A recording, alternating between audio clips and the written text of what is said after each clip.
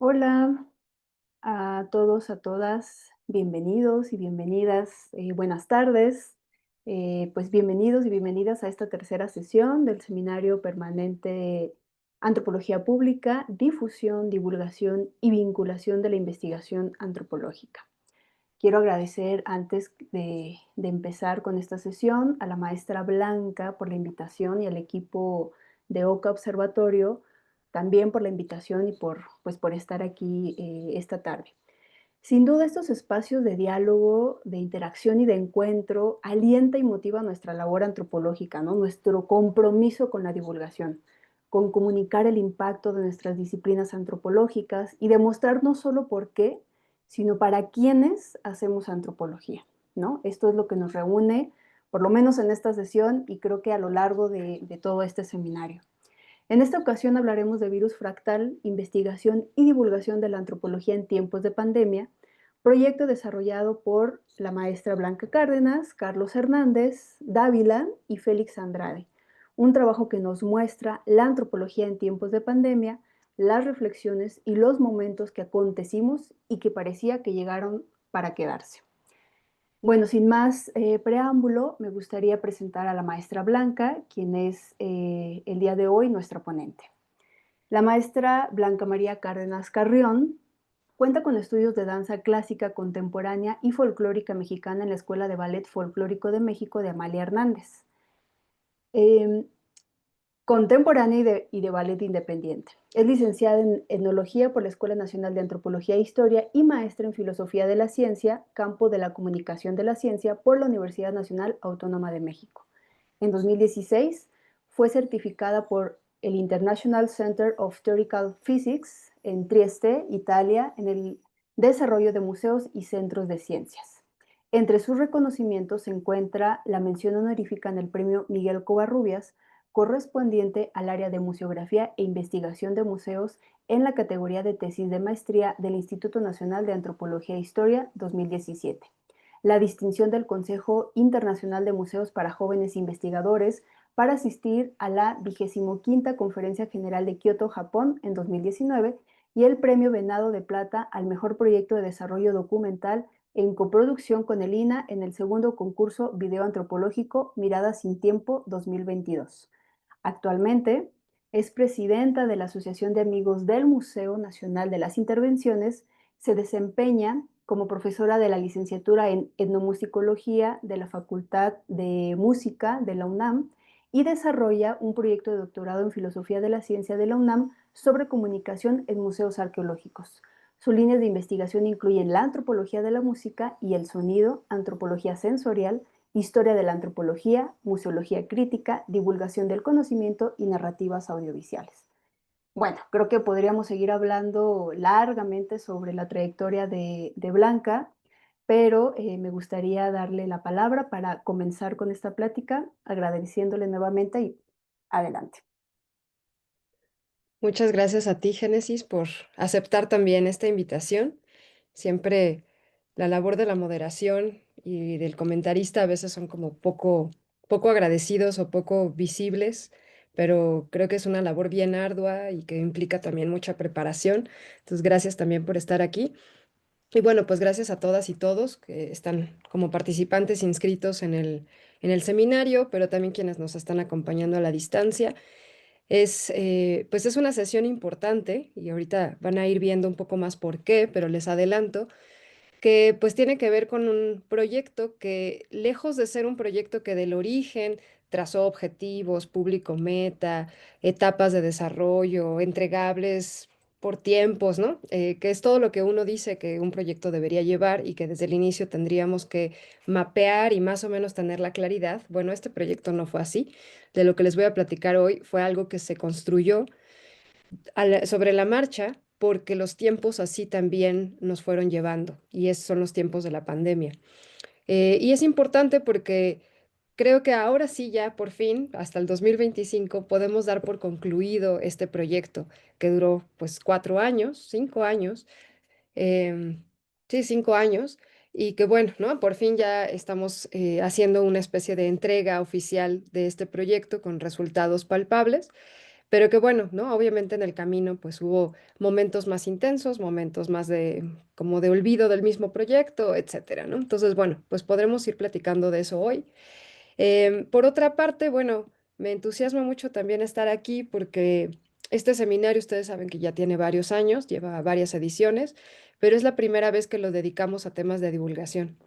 Y creo que era una deuda que, pues en general es una deuda que se tiene de parte de la antropología y la historia, la divulgación como una tarea esencial, fundamental, compleja, a la que hay que prestarle un poquito de más atención desde cómo la hacemos, cómo la concebimos y cómo la incluimos en nuestros proyectos.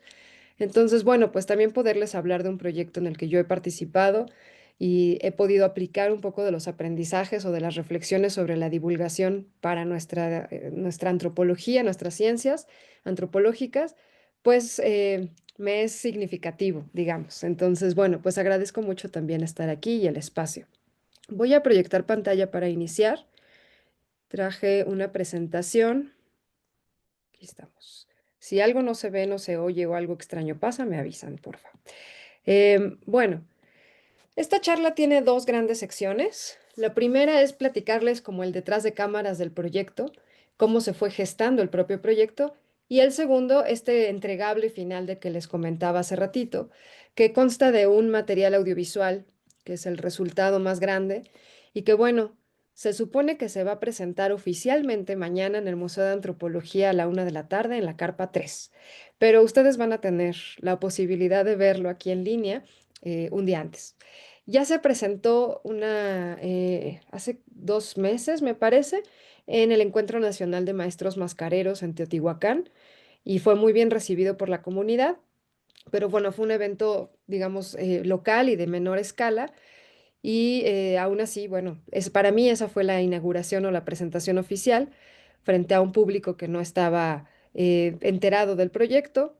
Hoy sería la segunda que tiene esta posibilidad y bueno, mañana es así la presentación más que oficial, yo diría institucional, ¿no? En el contexto de la Feria del Libro.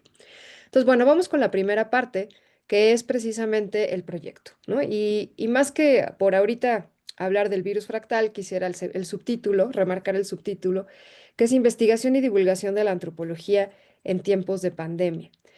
Em, entonces, bueno, lo primero, era inicios del 2020 y el doctor Carlos Dávila, quien era en esa época coordinador de la licenciatura de Etnología en la ENA, yo era profesora también de la misma licenciatura y estábamos en contacto por varios proyectos académicos que teníamos en curso y justo en ese proceso pues se nos atravesó como a muchas personas y en muchos otros casos la pandemia y el confinamiento.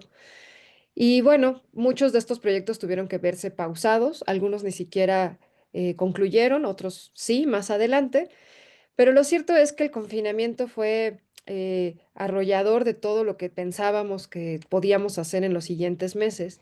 Y por cuestiones laborales, pues nos manteníamos en contacto por correo electrónico y por WhatsApp. Y en algún momento empezamos a intercambiar materiales que encontrábamos en redes sociales o en Internet en general sobre la pandemia y que nos llamaban la atención para reflexionar cosas en general, desde temas de religión, económicos, políticos, de fronteras, de migración, de género, violencias, etcétera, etcétera, que se vinculaban con la pandemia, pero que no eran solo la pandemia. Es decir, de ahí se desprendían muchas otras reflexiones interesantes.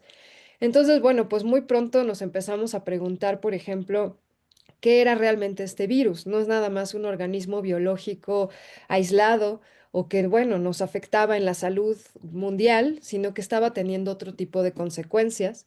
Nos preguntábamos también cuál era la imagen o el rostro que se le estaba dando a este virus. ¿De qué color es, no? Siempre pensamos en virus y pensamos en verde, pero eso es una cosa un poco más de una construcción, ¿no? Cultural. Pero bueno, ¿de qué color era? ¿Cómo podíamos vivir con él? Y cómo nos íbamos a deshacer de él. Puse esta imagen a propósito porque, bueno, nos dimos a la tarea de coleccionar cubrebocas. Fue una época, ¿no? Que se empezaron a vender muchos de estos objetos, pues hechos, pues, desde con diferentes materiales, desde diferentes técnicas, con decorados totalmente impensables antes del 2020 y que, bueno, recuerdan a prácticas textiles, decorativas y artísticas de diferentes pueblos indígenas y afromexicanos en México. Y discutimos, por ejemplo, ¿no? Y se decía mucho en redes sobre la eficacia de estos cubrebocas que no necesariamente cubrían las reglas o las normas sanitarias de protección. Sin embargo, o sea, pese a que estaba esa preocupación de si tenía las suficientes capas, si eran los materiales adecuados, si estaba sanitizado, etcétera, pues es probable que estos cubrebocas no cubrieran nada de eso, y aún así eran objetos importantes. Eran muy vendidos y fueron ampliamente consumidos, al menos en el contexto de la ENA y de conocidos, colegas, y pues realmente era algo que todos nos llamaba la atención. Y es que no eran artefactos sanitarios. En realidad estamos hablando de artefactos, sí, pero que estaban hablando de una expresión del virus entre los pueblos y entre las personas y las comunidades que tal vez estaban necesitadas o ávidas de mostrar el lugar que ocupaba el virus en su vida y ellos mismos cómo estaban ubicándose en el mundo. Esta imagen me parece entonces que muestra como muy bien, pues muchas de las cosas que empezamos a pensar, que era que el virus tenía muchos rostros, tenía muchas personalidades, muchas conductas y muchos tratamientos. Es decir, no todos vivimos el mismo virus, ni lo vivimos de la misma forma. Para algunos fue una pesadilla incomprensible, sino es que para la mayoría también fue un monstruo intangible, pero para otros podía ser la amenaza del mundo moderno, dispuesto a despojar, por ejemplo, a las comunidades de sus territorios, a generar contextos de violencia o a empeorarlos, a arrebatar incluso la vida misma. Una noción que nos ayudó mucho, hablando un poco de conceptos teóricos, fue la noción de fractalidad, que nos ayudó a designar esta como pluralidad o multiplicidad de personalidades que tenía el virus. O sea, como si el virus se partiera en muchos y todos es el mismo virus, pero tiene muchas posibilidades materiales o físicas, como un desdoblamiento del microorganismo, que podía verse así como lo vemos aquí, ¿no? Con una lengua y un jaguar amarillo, ¿no? Pero podía verse en un textil o en una representación de una máscara negra, en fin, ¿no? Y otros tantos objetos que empezaron a aparecer por ahí en redes sociales y que bueno, ¿no? Nos decíamos, si esta idea de fractal, que es la ha trabajado Daniela Deuff en este texto sobre si el fractal es una noción útil para la antropología americanista, pues nos dio la pista, al menos, ¿no? Fue un concepto que nos empezó a ayudar a entender que el virus era mucho más que una enfermedad o que un organismo biológico. En realidad tenía una complejidad, entrañaba una complejidad que a lo mejor no estábamos comprendiendo en el primer momento de la pandemia. En Internet, pues hay muchas expresiones. Nos hizo ver rápidamente que más allá del fenómeno clínico, también era un fenómeno antropológico. Y sí debo compartir que algunos colegas nos dijeron que pues no había nada que decir, ¿no? Que era un tema de enfermedades, que había que estar confinados y listo, ¿no? No había nada que discutir.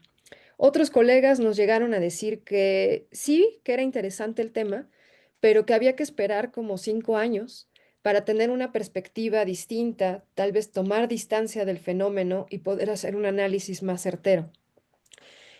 Y eso pues nos confrontó y pensábamos qué había que hacer, ¿no? Y creo que sí apelamos mucho pues a nuestra formación como etnólogos, entendiendo que la etnografía o el trabajo de campo, ¿no? Se tiene que hacer in situ, aquí y ahora. Entonces, ¿por qué esperar 5 años si estábamos viviendo todos los efectos en el momento, ¿no? Un día a día, todos los días pasaba algo nuevo. ¿Por qué limitarnos, no? Al mismo tiempo era una suerte de autoetnografía porque bueno, nosotros mismos estábamos viviendo, éramos actores sociales y éramos agentes en esta historia. Y bueno, otra cosa que nos ayudó también a plantearnos este proyecto fue la aparición de dos libros muy importantes en 2020. Era muy pronto en la pandemia y ya había dos libros. Uno era La sopa de Wuhan y el otro era La fiebre, que fueron publicados por la editorial Aspo. Ahorita no me acuerdo son las siglas, pero tiene que ver con el confinamiento. Pero bueno, fueron ediciones independientes que se publicaron en línea de manera gratuita, yo creo que todavía se pueden encontrar en línea así en distribución libre, Sopa de Wuhan y La Fiebre, y son una compilación de reflexiones y análisis políticos, económicos y sociales de la pandemia. Y bueno, decíamos, claro, sí se puede hablar al calor de los hechos. De hecho, es deseable, ¿no? Tener testimonios en el momento, hacer una historia del presente, ¿por qué no? Y bueno, identificamos que además otras personas también estaban haciendo cosas interesantes como el COVID Art Museum, este museo digital, ¿no? Que fue creado por publicistas españoles y su objetivo era documentar la pandemia y conservar como si fuera un repositorio testimonios de artistas o cualquier persona, ¿no? Que quisiera hacer alguna edición digital principalmente, aunque también podían ser fotografías de objetos o de composiciones, collage, ¿no? Dibujos, videos, reinterpretaciones de obras de arte ya conocidas, en fin, ¿no? Y entonces crearon este museo en Instagram y actualmente agrupa más de 1000 obras de artistas originarios de muchos países, ¿no? Más de 100 países están involucrados. Ahora obviamente no tiene la fuerza ni es tan consultado como en aquellos años, pero bueno, lo encontramos y dijimos, claro, se puede hacer un museo, se puede hacer historia del tiempo presente, se puede hacer una reflexión y un análisis crítico sobre la sociedad en el aquí y ahora, aunque a lo mejor mañana vayan a pasar cosas nuevas. Entonces, bueno, eso nos alentó, digamos, ¿no? Y a la par, pues bueno, a veces, aunque había que estar confinados, pues también uno salía de casa, a veces por alguna situación, salíamos a las calles, particularmente pues yo salía a pasear a mi perro y tenía que caminar al menos las calles de mi colonia y encontrábamos este tipo de letreros que se ven a la derecha de su pantalla, donde hablan, pues hay un mensaje ahí que tiene una Blanca, dimensión política, sí, perdóname que te interrumpa, no vemos la presentación. ¿ya? La quitaste hace un momento, Hoy, no, no la quité, pero la vuelvo, la quito y la pongo, por favor. no sé, a ver, ¿ya? Ahora sí. Ok. ¿Se sigue viendo? Sí, ahí Sí. está, Ok, correcto. gracias, gracias.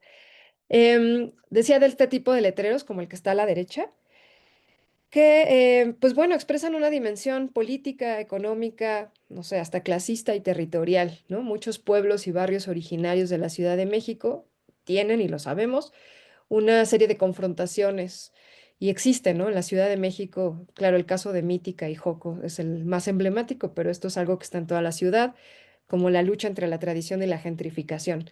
Y la pandemia también estaba mostrando eso, ¿no? Había una insistencia y una presión, ¿no? Por ciertos sectores, pues por discriminar, por juzgar, ¿no? A otras prácticas culturales y por marcar estas luchas.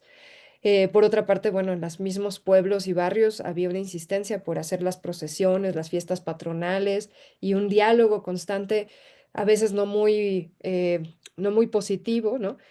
Con las autoridades locales, con las alcaldías, a veces surtía efecto, a veces no, pero bueno, también lo estábamos viviendo. A nivel internacional, pues, ¿qué más les digo, no? Hay múltiples debates. En Estados Unidos hay un montón de cosas que surgieron. De hecho, ayer vi una película que se llama El Código, está en Movie, y justo es sobre la pandemia, ¿no? Y es decir, hay muchas cosas que nos hablan de las realidades múltiples sobre esta enfermedad y pues este proceso histórico que vivimos. Trump, por ejemplo, el presidente, que era en aquel tiempo y ahora lo sigue siendo, pues manifestaba, ¿no? Que podía prevenir contagios con estos sprays tipo Windex o cloro que se podía ingerir. También el presidente de entonces en México, Andrés Manuel López Obrador, comentó que él no usaría cubrebocas, pero no se iba a enfermar porque tenía la protección de sus santos o a través de estos objetos conocidos como detentes. En Estados Unidos también está este personaje que tienen acá arriba, Kenneth Copeland, quien es pues es un practicante, ¿no? De la religión del protestantismo y en YouTube lo pueden buscar, realizó un exorcismo al mundo para quitar o erradicar el virus. Es uno de sus célebres videos donde le grita al virus que se vaya. Y bueno, desde la fe católica, pues también hubo muchas expresiones. Los exvotos, por ejemplo, en la pandemia fueron en aumento y ahora en su versión digital. Y o pedían la protección o agradecían la cura o pedían a la divinidad que le diera apoyo, fortaleza a los médicos, a los enfermeros, en fin, ¿no? Son solamente pues algunos ejemplos. En 2021 ya pudimos salir un poco más y con algunas precauciones fuimos a la calle de Talavera en el centro histórico donde el 2 de febrero ya se acercaba, no fuimos el mero 2, fuimos como una semana antes y preparaban estos atuendos para los niños Dios, pero como niño médico, niño enfermero, pero explícitamente, bueno, dedicado a curar a los enfermos de COVID. Entonces, bueno, aquí vemos una expresión de la conciliación entre religión y ciencia o la necesidad tal vez de alcanzar algunas respuestas frente a la crisis por todos los medios posibles. Es decir, no era nada más el confinamiento, la sanitización de espacios, el uso de cubrebocas. Por supuesto que había que tomar esas medidas, que eran las medidas oficiales por las normas internacionales de la OMS, pero también había otras respuestas y otras posibilidades que yo creo que todos de algún modo echamos mano de ellas, ¿no? Desde un altar, desde comer ciertas cosas, limpiar de cierta manera, tener un niño Dios, pintar algo en la pared, lo que fuera, ¿no? Todos los medios posibles. Y bueno, pues aquí está. Entonces, con toda esta realidad, ¿no? Esto es nada más el contexto que yo sé que todos lo recuerdan, lamentablemente, pero bueno, un poco para decirles todo lo que estábamos encontrando y que nos parecía que era un fenómeno claramente antropológico. Entonces nos planteamos ir un poco más allá de solo pensar entre nosotros y crear una experiencia que nos permitiera dialogar y compartir con otras personas. No de una manera deficitaria de la divulgación, que solo yo como experto les comparto a los demás lo que sé, sino de una manera más dialógica, ¿no? En un sentido más contextual donde pudiéramos crear un espacio seguro para el diálogo sobre esta situación que a todos nos aquejaba. Y que además, bueno, pues si nosotros le dedicábamos tiempo a encontrar información, pues la pudiéramos compartir con estudiantes, con colegas, con públicos amplios. Y así surgió esta página de Facebook, que ya no existe, no la busquen. Es la página la NACIDC, antes y después del coronavirus. Y bueno, fue un proyecto que en principio lo llevamos, era una página que organizábamos Carlos y yo, con colaboración de Karina Álvarez, Beth Reyes y Jimena Rodríguez, quienes eran entonces estudiantes de etnología en la ENA, ahora ya egresaron y bueno, pues como todo, ¿no? La vida va cambiando y están dedicadas a otras cosas, pero pues fue un momento también muy reconfortante poder dialogar con alumnas, estudiantes que también nos daban la visión que ellas tenían de la pandemia desde, ¿no? El punto de vista de un estudiante que tenía que tomar clases en Zoom, que tenía que estar muchas horas sentada, ¿no? En su computadora, etcétera. A lo mejor nosotros podíamos salir un poco más, pero ellas no. Y entonces tener esa visión pues también era bueno para el proyecto y para nosotros mismos. Entonces, bueno, así creamos esta página con diseños pues muy caseros, ¿no? Muy locales. En ese momento, ahora ya hay muchísimas páginas para el diseño y además ya pues nos hemos hecho más expertos, creo, con el tiempo, pero hemos aprendido. Pero bueno, en ese momento no teníamos ni presupuesto, ni teníamos un proyecto claro a dónde ir y nosotros no somos diseñadores, entonces bueno, había que echar mano de lo que pudiéramos con diseños pues muy locales, muy caseros, pero pues que funcionaban. Aquí hay una primera cronología, no voy a hacer toda la cronología del proyecto, pero pues un poco para que vean cómo empezó. En abril del 2020 se crea esta página y tuvimos una primera publicación que de hecho fue muy taquillera y fue una noticia sobre cómo se vivía la pandemia en Chile. Y esa después la convertimos en infografía, un poco ahí jugándole al diseño. Y después fuimos posteando más infografías. Entonces, bueno, eran noticias, entre otras cosas, hacíamos dossiers, decíamos, bueno, a ver, ¿no? Este día lo vamos a dedicar, por ejemplo, ¿no? A la pandemia en Europa. Entonces, puras noticias o información sobre Europa y mañana a temas económicos, ¿no? Y pasado mañana a pueblos, comunidades originarias de la Ciudad de México, ¿no? Y etcétera. Empezamos a trazar como si fueran dossiers, como una revista digital y creamos un código QR también para que pudiéramos difundir más, ¿no? El acceso a la página y pues invitar cada vez a más personas. Organizamos algunos ciclos de conferencias, muchas de ellas vale la pena decir que rompieron récord en audiencias. Particularmente hay una que pues fue o lo digo con mucho cariño, ¿no? La de Leopoldo Baliñas, que no sabíamos, pero fue su última aparición pública antes de fallecer. Y bueno, fue una conferencia tan taquillera que tuvo más público que la conferencia vespertina de Hugo López Gatell en esos años. Porque las conferencias eran a la misma hora, eran en la noche o en la tardecita, sí, a las 7 de la noche. Entonces eran a la misma hora de López Gatell y teníamos más público a veces. Y bueno, nos daba mucha risa, pero también pues decíamos, ¿qué está pasando, no? Nos preguntábamos por qué había tanto consumo de estos materiales. Hoy, bueno, aquí somos 52 personas, no sé cuántos estamos en línea, pero la verdad es que, bueno, creo que hoy los eventos en línea no están alcanzando el número de audiencias que alcanzaron en aquellos años. Por supuesto, tiene que ver con que pues estamos ocupados, tenemos otras cosas que hacer o estamos en la calle. Pero en ese tiempo, bueno, pues estábamos en la casa. No sé realmente ahí que habría que preguntar, ¿no? ¿Cuáles eran los procesos de cada persona? Pero el consumo de estos materiales o de estas conferencias y conversatorios era muy alto.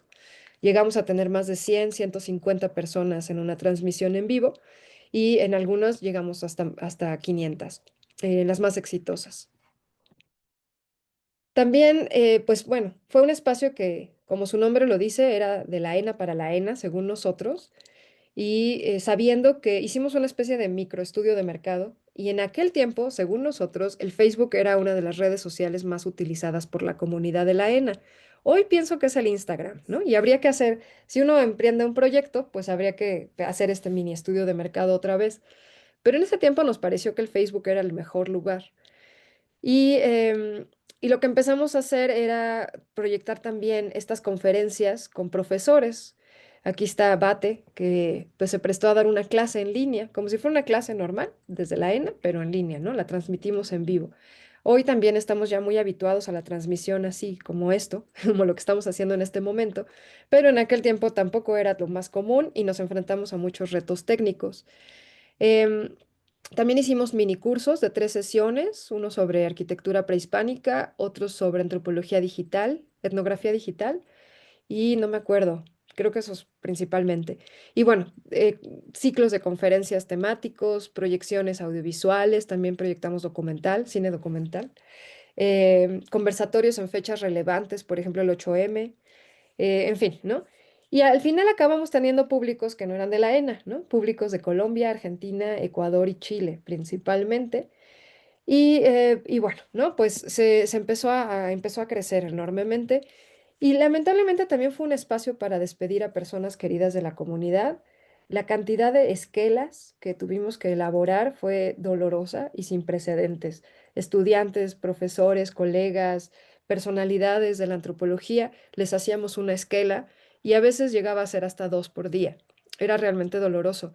Pero bueno, también el espacio tenía esa misión, no era nada más discusión teórica elevada, ¿no? También tenía la misión de tejer redes comunitarias y servir, ¿no? A la propia escuela. Entonces, bueno, ¿qué era lo que queríamos hacer con esta página? Que dejó de funcionar en 2022, pero creo que logramos algunos objetivos importantes. Lo primero, claro, hacer antropología en tiempos de pandemia, ¿no? Eso era tal vez la semilla que nos llevó a hacerlo, pero después crear un espacio formativo y pedagógico, hacer divulgación y crear comunidad y estrechar lazos. Nosotros creíamos, y bueno, seguimos creyendo que bueno, todo proyecto debe tener un inicio y un final. El inicio es fácil a veces, pero el final no tanto. Sea porque se diluye en el tiempo y nunca es fácil poner un punto, ¿no? De cierre, o porque quieres que exista para siempre, ¿no? Y bueno, sí queríamos que esto existiera para siempre, pero también nos dimos cuenta que la pandemia estaba llegando a un momento, no sé si a su final, pero a un momento distinto, que implicaba tiempos y dinámicas diferentes, como lo digo ahorita, ¿no? Pues simplemente ahorita ya hay que salir a la calle, hay que andar en el coche, hay que hacer otras cosas, y se empezó a volver muy complicado tener esta página con el ritmo que la habíamos tenido y además mantener la atención de nuestros públicos. Entonces, bueno, estábamos satisfechos con los logros, creo que al final pensamos que se cerraba la página en su mejor momento, pero que no era el final del proyecto, ¿no? Y eso fue una cosa importante a decir. ¿Qué fue lo que pasó después? O digamos a la par, pero como ustedes saben, las publicaciones toman tiempo. Entonces, bueno, a la par, los dossiers que se hicieron como parte de la página que decía de publicaciones por día, pues dijimos, bueno, ¿y si de verdad lo volvemos una revista? Planteamos un proyecto para la revista Cuicuilco, que está en la ENA, radicada en la ENA, pertenece a la escuela, y planteamos este dossier sobre antropología y pandemia. Está consultable, libre, gratuito, en línea para quien lo quiera leer. Y fue un trabajo pues arduo porque había que convocar colegas que sin ser especialistas en pandemias, que esto es importante, ¿no? O sea, yo sé que hay toda una línea de investigación de historia, etnohistoria, antropología física sobre enfermedades y pandemias. Hay toda una línea de antropología médica, pero no era nuestra idea verlo desde ahí, sino desde nuestros diferentes espacios de trabajo, ver cómo la pandemia estaba incidiendo. Entonces, bueno, en mi caso, pues he tenido un desarrollo profesional en museos, pues escribí un texto sobre museos y pandemia. Carlos Miranda, por ejemplo, trabaja sobre vejez y discriminación, abordó el tema desde la pandemia. Marco Vinicio Morales trabaja en la Tarahumara, en la Sierra Tarahumara, y abordó sobre la ritualidad rarámuri desde la pandemia también, en el contexto de la pandemia. Juan Jaime Loera y Nicolás Víctor Martínez también presentaron dificultades y afectaciones, ¿no?, en la Sierra Tarahumara. Em, Ana Morán hizo una reseña sobre la obra titulada La cruel pedagogía del virus de Boaventura de Sousa Santos. En fin, ¿no? La idea era dar así una especie de panorama sobre la pandemia y la antropología, lo más grande que pudiéramos. Obviamente la revista tiene un límite de páginas, pero bueno, tratamos de ser muy incluyentes. Y la introducción, pues habla un poco de todo este proyecto que ahorita acabo de narrar, realmente tratando de pensar qué es lo que nos enseñó la antropología para entender la pandemia, pero también la pandemia, qué le enseñó a la antropología o qué nos dejó a nosotros como antropólogas y antropólogos. En ese mismo año 2021, la Radio Nacional Pública de Estados Unidos, la RNP, es muy célebre allá, acá pues tal vez no tanto, pero bueno, en Estados Unidos sí. Nos contactaron para hacernos una entrevista sobre precisamente estas investigaciones sobre pandemia, pero particularmente esta pregunta que ya he mencionado varias veces: ¿cuál es el rostro del virus? ¿No? Y la publicación de esa entrevista, pues implicó trabajo de campo y entrevistó, perdón, y bueno, en la entrevista con la reportera, con una fotógrafa también, y presentar, o primero organizar y presentar datos etnográficos en diferentes comunidades indígenas de México. Y bueno, ¿no? Resultó en un artículo a entrevista que también está publicado, y aquí lo tienen, con Kathy Newman, que bueno, fue muy interesante porque además pudimos conjuntar este trabajo de campo con mascareros, con artistas mascareros, que desde sus localidades también estaban dándole rostro al virus y también estaban proyectando su propia realidad, ¿no? Que a veces pues también era bastante dolorosa, pero que pues se combinaba con su trabajo como artistas tradicionales.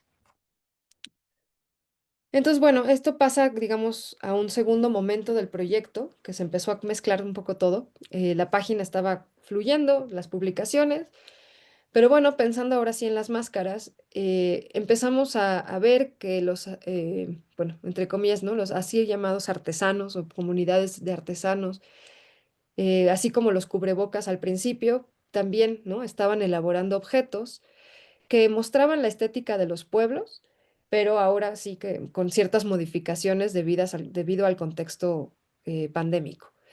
Particularmente nos interesaron las máscaras. ¿Pudo haber sido otra cosa? Sin duda, ¿no? O sea, pudo haber sido textil, pudo haber sido alfarería, pudo haber sido cualquier otra expresión que existe y que este mismo trabajo se puede repetir o se pudo repetir, clonar casi, ¿no? Con otras expresiones. Pero bueno, nos llamaron la atención las máscaras, porque algo estaba pasando como muy palpable. También en Facebook se veía en las redes sociales. Y además era una especie de metáfora, porque también nosotros empezamos por la pandemia, pues a usar cubrebocas, que también son máscaras. Es decir, todos nos enmascaramos de algún modo. Y si los máscaras, pues son algo propio, ¿no? De las tradiciones culturales alrededor del mundo y son objetos tan antiguos, pues bueno, ¿no? Algo también como que rememoraba ahora usar esas máscaras pues de tela o de ciertos materiales, ¿no? Para cubrirse y protegerse del virus. Em, y en eso, en eso estábamos cuando empezamos pues a estudiar un poco más y a hacer trabajo de campo, y nos dimos cuenta que las máscaras pues son dispositivos para darle un cuerpo o una materialidad al otro o a la alteridad. Y nos dimos cuenta que más que una representación más que representar a la deidad o a la alteridad, en realidad las máscaras son la alteridad misma. El mundo, cuando uno se pone la máscara, deja de ser uno para volverse la máscara. Si es un diablo, si es un tigre, si es un jaguar, si es un monstruo, lo que sea, uno se vuelve eso, se vuelve el señor del monte, se vuelve ese ser, o los muertos, ¿no? También, y lo encarnas. Entonces, bueno, la complejidad de la máscara como un dispositivo va mucho más allá de ser un objeto decorativo, atractivo o bonito o feo, no sé, ¿no? Pero bueno, decorativo. Y realmente está hablando, ¿no? De un encuentro con el otro. Entonces, bueno, si el virus es un otro o es un ser otro, es la alteridad, pues también había que ponerlo en máscara.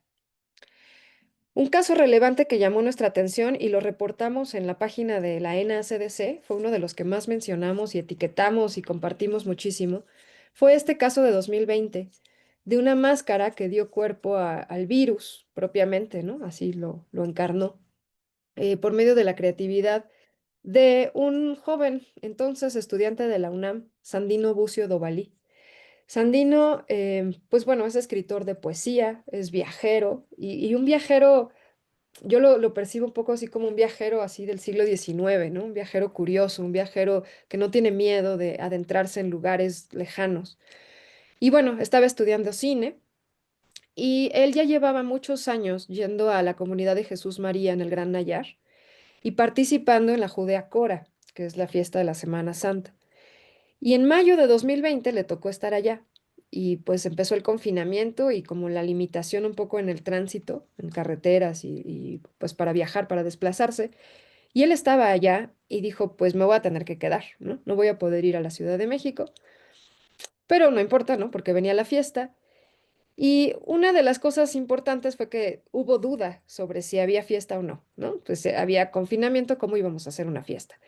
Pero bueno, él cuenta, ¿no? Y lo narra en un libro que se le publicó, de hecho ganó un premio, cuenta cómo, pues después de varias discusiones y varios sueños entre los viejos de la comunidad, determinaron que era peor no hacer la fiesta.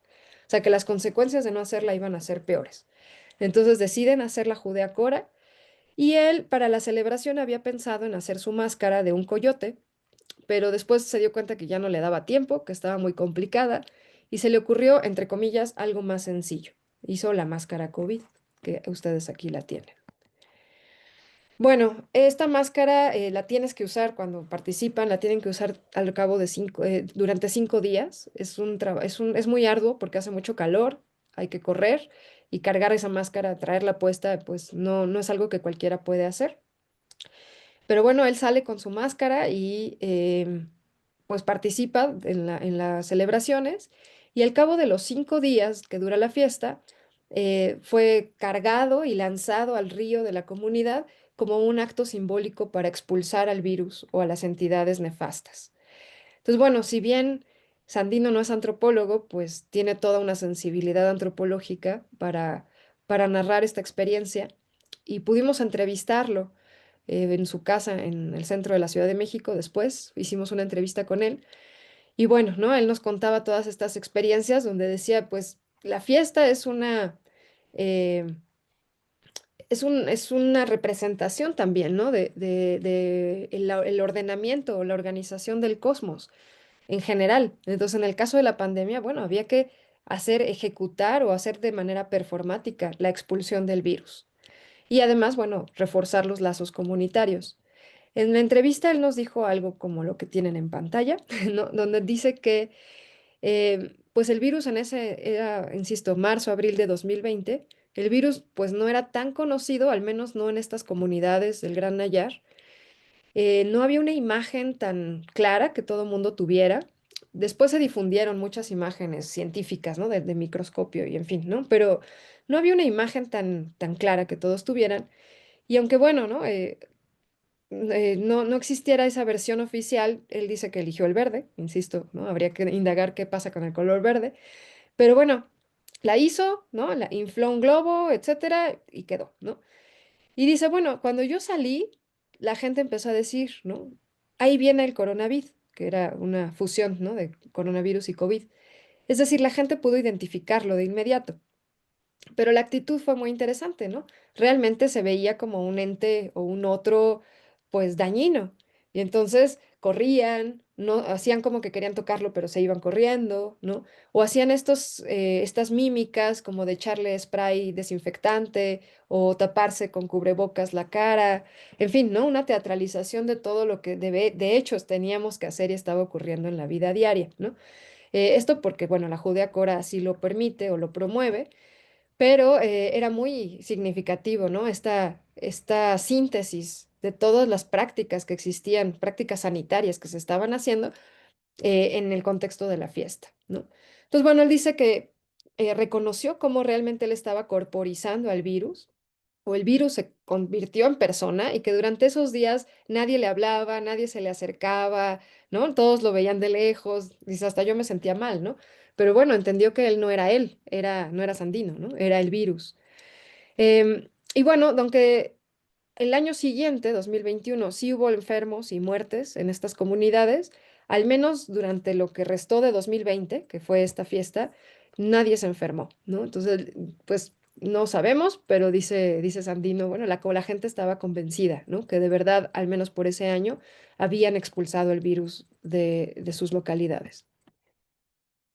Entonces, bueno, a partir de este caso y de todo lo que ya he dicho, nos empezamos a preguntar cómo se veía el virus en diferentes lugares del país, cómo lo representaban, cómo se encarnaba y cómo lo iban a expulsar. Y nos aparecieron en el grupo de fe, en la página de Facebook, empezamos a tener interacción con grupos que reunían a maestros mascareros de diferentes lugares de México. Unos máscaras de madera, en fin, hay varios grupos. Y todo tenía que ver con una preocupación económica, porque los mercados de artesanías o los puntos de venta donde normalmente estos maestros distribuyen o presentan su trabajo, como Chilpancingo, Guadalajara, Acapulco y la Ciudad de México, por supuesto, pues estaban cerrados. Entonces, ¿cómo iban a vender su trabajo? Y estas páginas empezaron a agrupar a los maestros para la promoción de su trabajo y encontrar salidas, ¿no? Venta. Así fue como los empezamos a encontrar a través de la página de la NACDC, porque pues nos pedían, ¿no? Que si compartíamos, si conocíamos a alguien, ¿no? Si había manera de encontrar espacios para la venta. Y uno podía ver ahí como fotos del trabajo de cada maestro, contactarlos y hacerles pedido, y ellos pues enviaban el trabajo por paquetería, ¿no? A domicilio. Entonces, bueno, lejos, además de apoyar con pues etiquetarlos, con difundir su trabajo, se nos ocurrió, ¿no? Pedirles a cada mascarero que aceptara, ahora sí que a cada maestro que quisiera, que elaboraran una máscara. Y la única indicación que les dimos, no les dijimos nada, ¿no? No les dimos un modelo, no describimos nada. La única indicación fue que ellos materializaran en la máscara el rostro del virus. Es decir, el rostro del virus quedara plasmado ahí, ¿no? En materiales, en el tamaño que ellos quisieran, que ellos lo hicieran como mejor conviniera. Pues bueno, los maestros que finalmente colaboraron están en Jalisco, Gran Nayar, Oaxaca, Guerrero, Hidalgo, Veracruz y el Estado de México. Y bueno, siempre agradeceremos muchísimo su participación y este trabajo colaborativo, ¿no? Realmente fue un trabajo que ellos, pues sin el trabajo, sin la labor de ellos y sin su saber acumulado de años y de generaciones, pues no hubiera sido posible. En ese sentido, pues queríamos hacer también un conocimiento situado, no necesariamente objetivo ni verdadero. Quién sabe cómo se ve el virus en un microscopio, pero lo que queríamos era recuperar la racionalidad de los pueblos, sus principios y sus valores puestos en máscaras. Ya para ir cerrando esta parte, pues algunos lograron un resultado inmediato y otros se tardaron muchísimo tiempo porque nos decían que tenían que soñar con el virus, tenían que dibujarlo muchas veces hasta poderlo tallar en la madera. Algunas máscaras fueron enviadas en paquetería, como ya lo decía, pero en otros casos era muy complicado por la ubicación de las comunidades. Entonces, en cuanto pudimos, pues fuimos a los lugares y eso nos permitió conocer a los mascareros, a los maestros, pero bueno, también conocer sus talleres, sus familias, sus dinámicas cotidianas, darnos cuenta que sus talleres son también su casa y su espacio más íntimo, que es donde comen, ven televisión y al mismo tiempo tallan y pintan la madera. Era muy claro eso. Y bueno, siempre nos recibieron con mucha hospitalidad. No voy a proyectar ahorita las máscaras porque las vamos a ver en el video, pero aquí tienen una probadita de lo que quedó. Y bueno, en 2022, todo este proyecto que acabo de contar fue escrito en una carpeta con la intención de, pues, comunicarlo más allá del Facebook, más allá de un artículo, más allá de fotos. Queríamos hacer algo más que incluso fuera, pues, visualmente atractivo y que llegara a públicos muy amplios. Y bueno, la falta de presupuesto, pues, siempre es algo que puede detener un proyecto de divulgación o de este tipo. Y concursamos en el ciclo de cine antropológico que organiza el INA, este concurso que se llama Mirada sin Tiempo, y concursamos y pues ganamos con la carpeta de preproducción, ¿no? Nada más era la carpeta. Bueno, nada más, ¿no? No era cualquier cosa, pero bueno, fue mucho trabajo, pero bueno, no teníamos la posibilidad de nosotros desarrollar el material audiovisual. Entonces, bueno, obtuvimos un recurso que nos dio el INA para poder hacer este trabajo y había un poco de prisa en hacer el trabajo porque pues también las condiciones estaban cambiando, ¿no? La pandemia estaba, insisto, ya en una fase distinta. Los maestros mascareros también pues tienen vidas, tienen cambios en sus comunidades y ya no era tan fácil acceder a ellos. Y las máscaras ya no podían estar físicamente, la colección de máscaras de COVID, ya no podían estar en la ENA, que fue donde las resguardamos mucho tiempo. Yo las tuve que llevar a mi domicilio un tiempo y después se entregaron al Museo Pitt Rivers en la Universidad de Oxford, donde finalmente pues ellos financiaron los gastos que ya se habían ejercido por la colección. Y bueno, pues si queremos ver las máscaras originales, habrá que ir a Oxford, ¿no? Lamentablemente, pues están lejos, pero allá las tienen con la idea de hacer algunos eventos y actividades y las han usado, eso sí lo sé, con talleres de sensibilización sobre la diversidad de comprensiones respecto al virus con médicos y enfermeras, personal de hospitales, como una labor social del museo. Pero bueno, nos quedaron todos los registros y de ahí pues quisimos también pensar este material audiovisual como una suerte de exposición audiovisual, ¿no? O algo así. El público meta, pues en principio son los maestros mascareros y sus familias. Es un homenaje a su trabajo y a las pérdidas que tuvieron en sus comunidades. Ese es nuestro primer interés, llegar con ellos. Por supuesto, pues también, ¿no? A poblaciones urbanas y con la idea de sensibilizarnos en el sentido de que la pandemia no fue igual para todos. No fue un mismo virus. En realidad el virus fue fractal, ¿no? Tuvo muchas expresiones, muchos significados e impactos heterogéneos. Y bueno, transmitir esto es un ejercicio muy complejo, ¿no? Cómo explicar algo, la fractalidad o el perspectivismo desde la antropología, son conceptos teóricos complicados, ¿no? Pero bueno, plasmarlo en un audiovisual era el desafío y yo creo que se logró. Ya ahorita ustedes me dirán, ahorita lo vemos. Pero bueno, ¿no? Hasta ahora ha sido bien recibido, pues sobre todo por los maestros mascareros.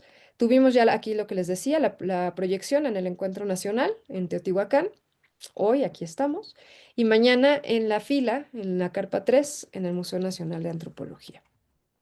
Y bueno, un poco del detrás de cámaras, ¿no?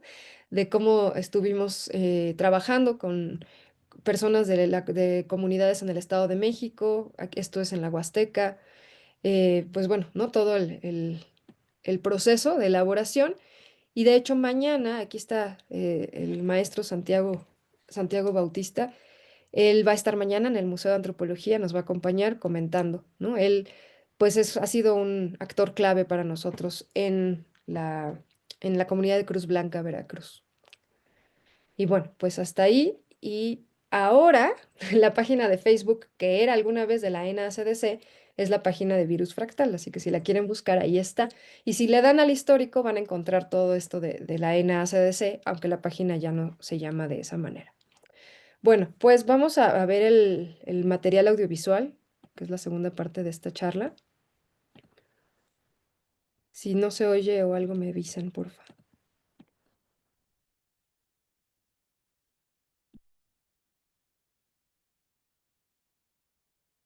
Ok, listo.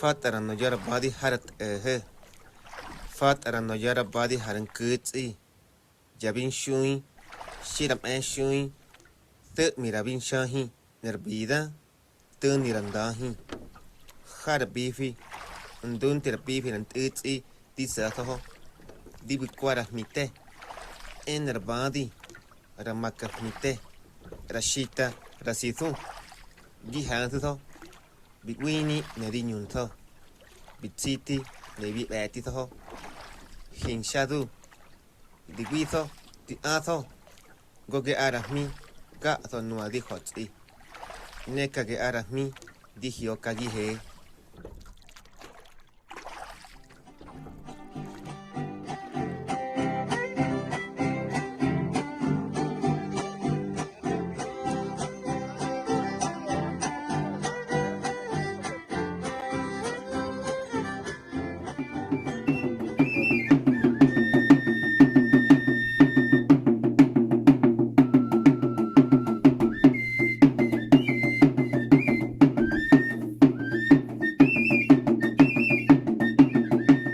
En México, las máscaras ocupan lo mismo el territorio que el calendario que lo ritualiza.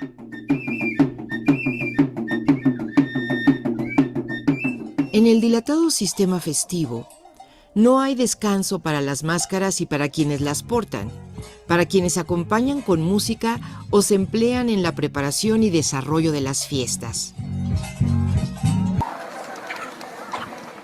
El ciclo festivo es circular, se cierra y se abre, inicia y concluye y vuelve a iniciar y así, al infinito, con una inalterable persistencia.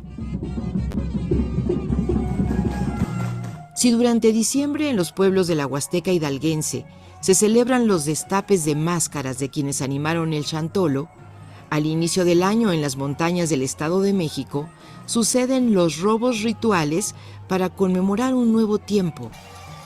Unas semanas después, los pueblos otomíes del norte de Veracruz ofrecerán comida y bebida abundantes a las máscaras que en breve tiempo presidirán el carnaval en honor del poderoso Señor del mundo y sus epígonos terrenales. En la Semana Santa, los chapayeca norteños desempeñarán papeles centrales entre los yaqui de Sonora y en los meses de lluvia, la geografía verá brotar enmascarados tan diversos como los tastuanes de Jalisco, los tar de San Mateo del Mar o los Santiagos y Pilatos de la Sierra Norte de Puebla. Septiembre vendrá y los Tenec despertarán a las máscaras de su largo sueño para convocarlas a prepararse para un nuevo combate en vísperas de la fiesta de San Miguel Arcángel.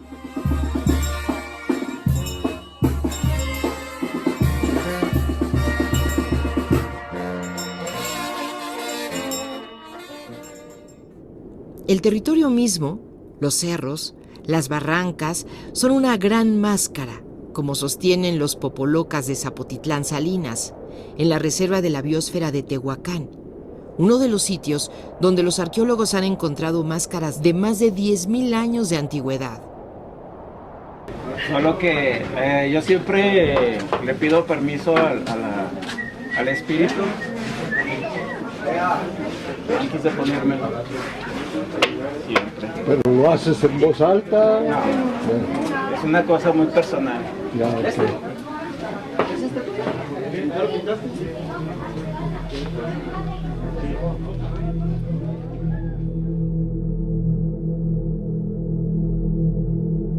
Y es que la máscara no cubre el rostro, más bien revela el verdadero rostro, o posibilita que la gente pueda tener 2, 3, 4 entidades sobre su cara. El número no importa, se puede ser los personajes que sean necesarios. Algunos dicen que la máscara ya está hecha desde antes que el artista mascarero la perfile. Es posible que su talento le ayude a eliminar lo que le sobra de madera y agregar colores, detalles, pelos o cuernos de animales, dientes o colmillos, barbas y bigotes, sombreros. Pero la máscara ya está viva en el árbol. Antes de tener la forma, ya es jaguar, pájaro, culebra, viejo, el apóstol Santiago o una loba, la muerte o un payaso. Aún en el monte, la madera escuchaba a los pájaros, al trueno, al rumor de la espesura salvaje. La máscara ya sabe la música antes de ser máscara. Ve cómo se mueven los animales, los conoce de noche y de día.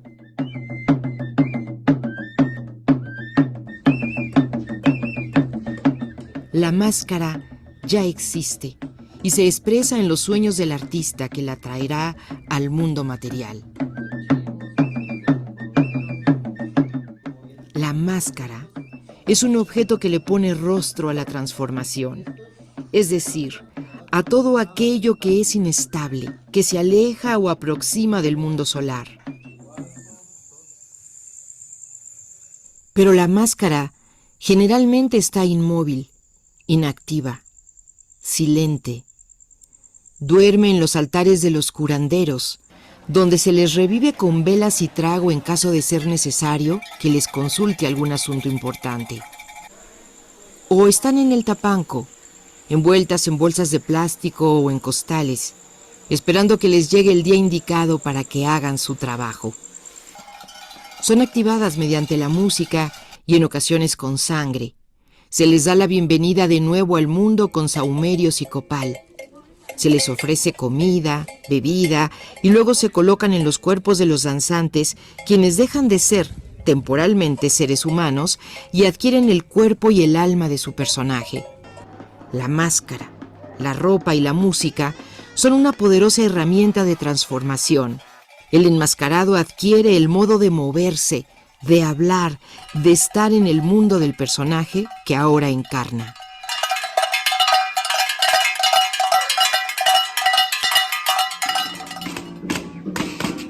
Es así que madera, cuernos, cascabeles, colmillos, incorporados al cuerpo humano y a la música de violín, tambores, flautas, que también están vivos, son un ensamble de fantasía. Pero va más allá de la fantasía. Estamos ante seres ensamblados.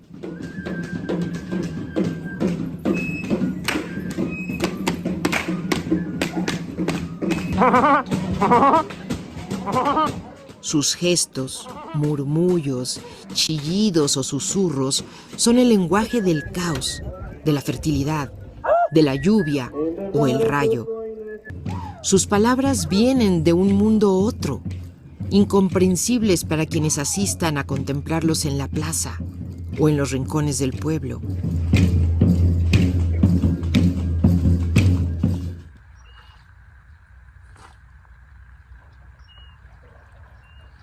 Las máscaras, aún en silencio, gritan. Pero cuando se vivifican, suelen mediar entre los diversos mundos en relaciones rituales complejas. En los múltiples mundos donde operan, las máscaras se caracterizan por la incertidumbre. Los seres enmascarados son poderosos. Se desbocan con caballos celestes, portan instrumentos terribles y poderosos, visten de formas inusuales, incluso con vestidos risibles.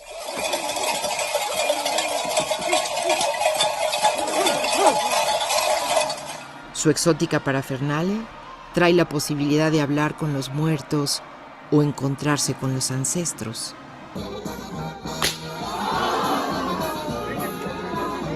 Arrastran látigos y cadenas. Son el aire que arrasa el cielo con su impecable espada de frescura o tolvanera de polvo. Ofrecen posibilidades constantes para recrear eventos que acontecieron en tiempos míticos, pretéritos, cuando el mundo fue instaurado y hombres y animales hablaban la misma lengua.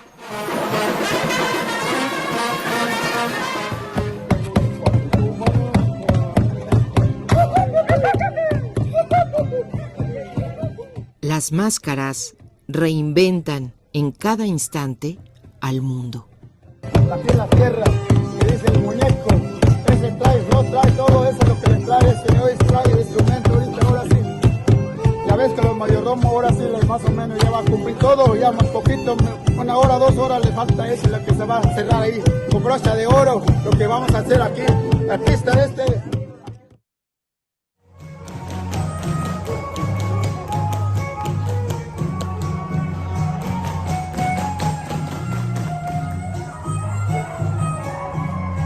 Toda la parafernalia de la máscara se encuentra activa de forma permanente, danzando con los tiempos de la fiesta, que son también los tiempos de la vida, y celebra a los muertos.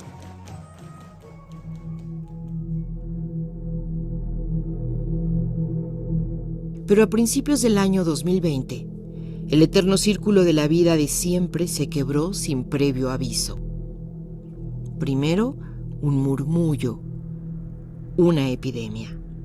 Luego, un eco ensordecedor, la pandemia.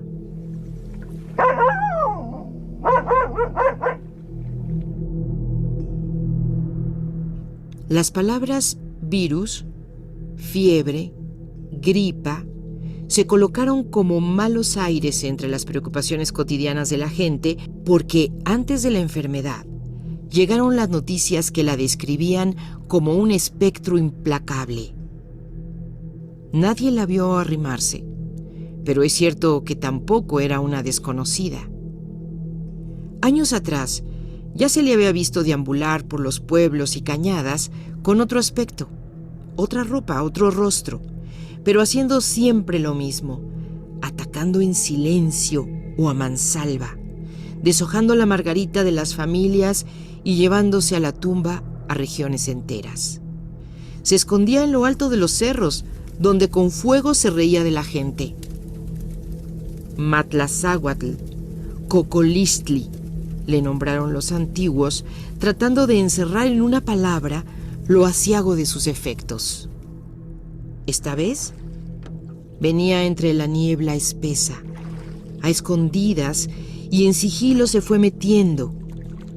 Cuando despertamos, ya estábamos bajo las reglas que su miedo nos impuso. El silencio fue nuestra primera respuesta.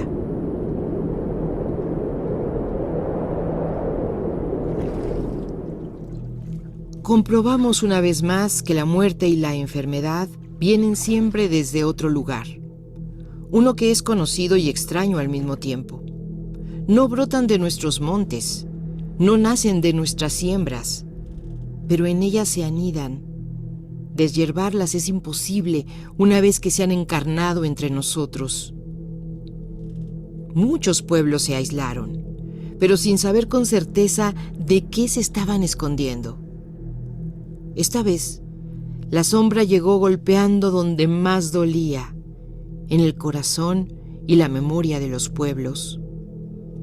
Un viento frío se llevó en primer lugar a las abuelas, los abuelos, a los que conocen las palabras de antes, a los que abrieron la tierra y nos enseñaron a trabajarla, a los que habían mandado con palabra justa en tiempos buenos y malos. Los asfixió, arrancándoles el aire de los pulmones. Y con ellos empezaron a irse jóvenes y hasta niños. ¿Quién como Dios? Así nosotros, San Miguel Arcángel, nos refugiamos a ti, tú nuestro patrón de nuestro pueblo. Te pedimos, te suplicamos por nuestro Señor Jesucristo, que cortes de un solo tajo esta pandemia horrible, pero sea la voluntad de mi Padre y no la nuestra.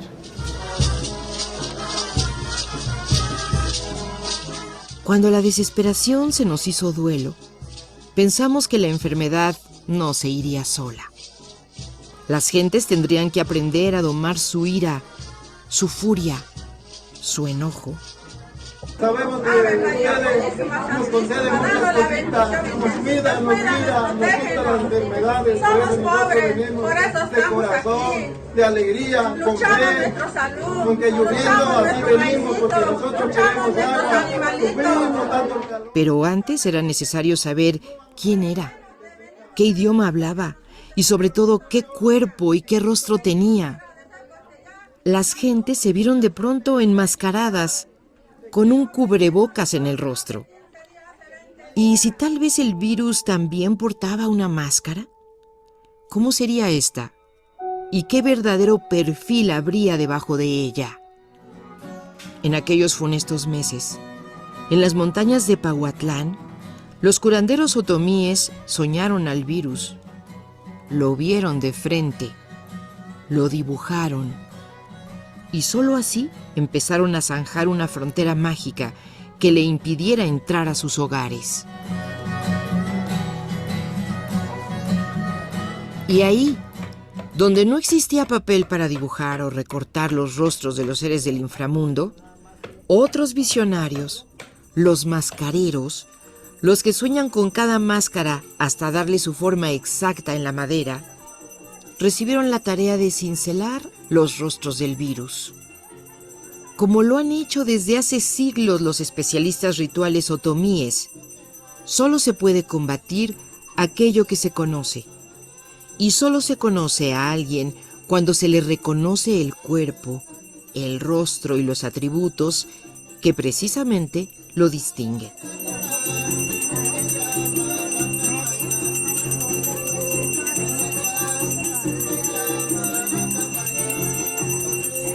En mucho ayudaría contar con diferentes miradas sobre un virus que, por tener muchos rostros, exigía un esfuerzo plural para retratar lo más detallado posible, bajo la mirada siempre atinada de quienes saben tallar las facciones de seres de muchos mundos posibles. En diversas regiones, estos esfuerzos empezaron a dar frutos. Muchos mascareros hicieron suyo el llamado de ponerle rostro al virus, creando objetos que además grabaran la estética de su propia experiencia histórica.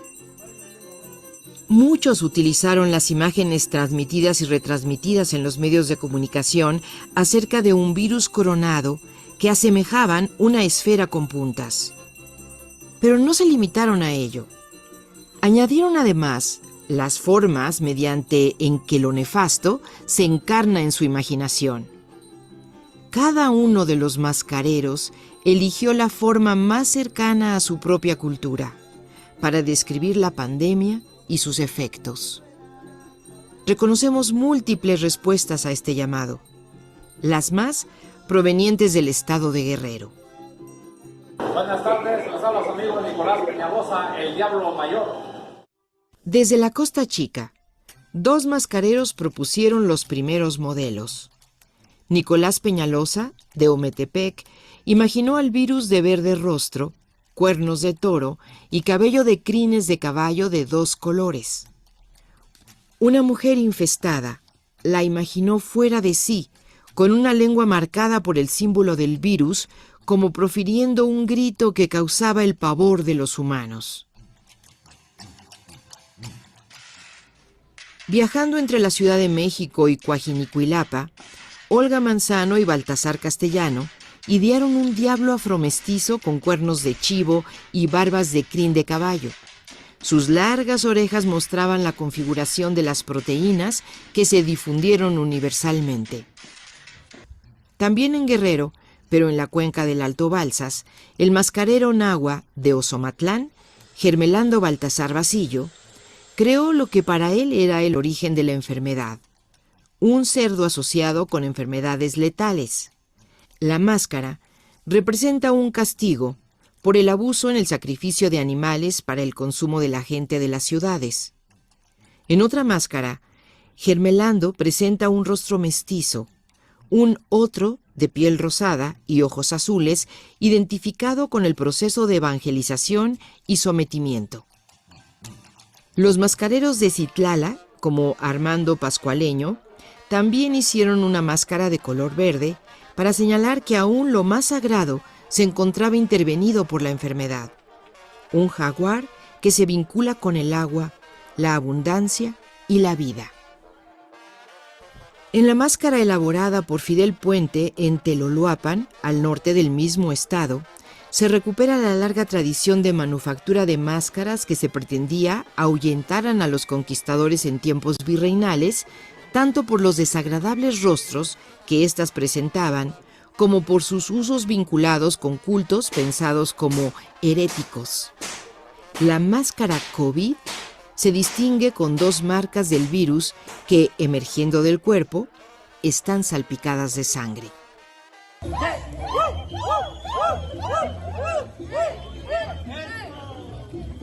nuestras tradiciones!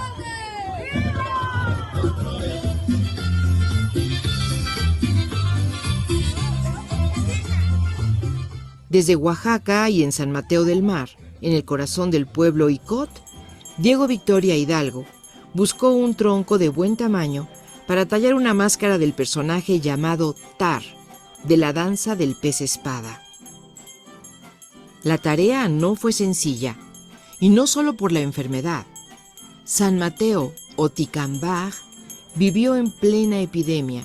En junio de 2020, episodios de violencia comunitaria que arrojaron un saldo de varios muertos. Por eso, su máscara demuestra cómo la muerte penetró a manos de humanos y no humanos, convirtiendo a la enfermedad y a la violencia en un mismo rostro. Hola, ¿qué tal? Les saluda Johnny Calixto, artista plástico del municipio de Huehuetitla, del estado de Puebla. En la Mixteca poblana, Johnny Calixto, originario de Ahuehuetitla, diseñó su máscara como un tigre tecuán marcado por la infamia y la maldad. El devorador de la gente tiene tatuada la muerte. Esta máscara, fue inspirada en la mítica máscara de tecuani o máscara de loba, de la tradicional danza de tecuanis de Huehuetitla. Esta máscara, el fin es dar un mensaje con ella, un mensaje de lo cual el mundo se vio afectado, ¿verdad? Se vio afectado por esta fatal enfermedad, esta pandemia que ahora sí que afectó hasta los rincones más ocultos del mundo.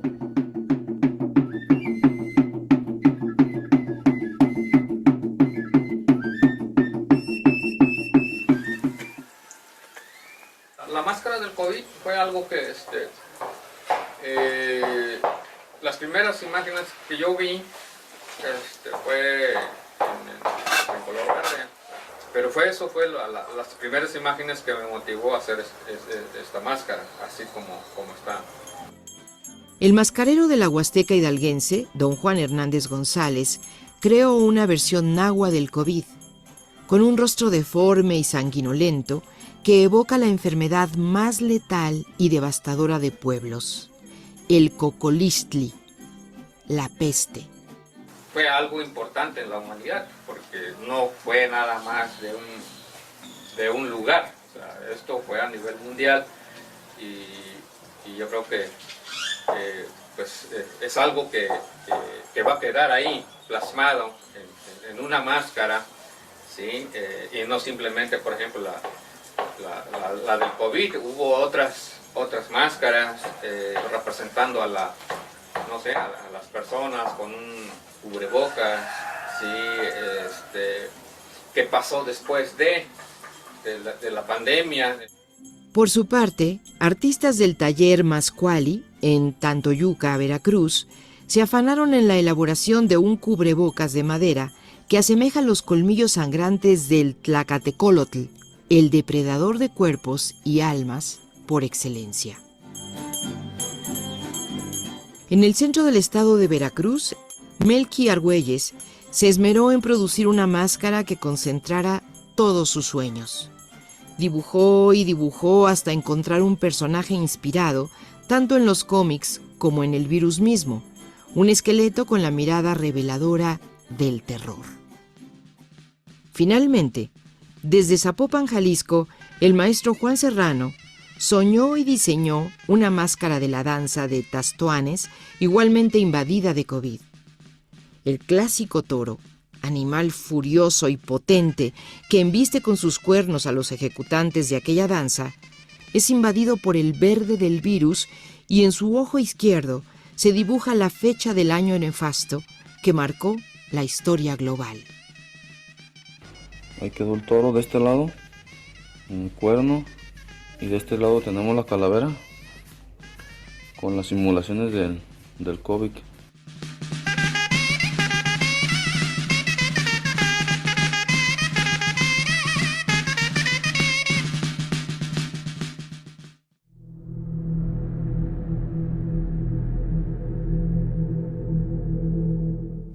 La noche de la pandemia fue larga y oscura. De ella, los pueblos no salieron ilesos. En algunos, familias enteras desaparecieron en cuestión de semanas. El luto se convirtió en parte de cada jornada. Hubo pueblos en los que no se ponía el sol sin que las campanas doblasen despidiendo no a uno, sino a varios difuntos al mismo tiempo. En el ambiente se respiraba zozobra y temor.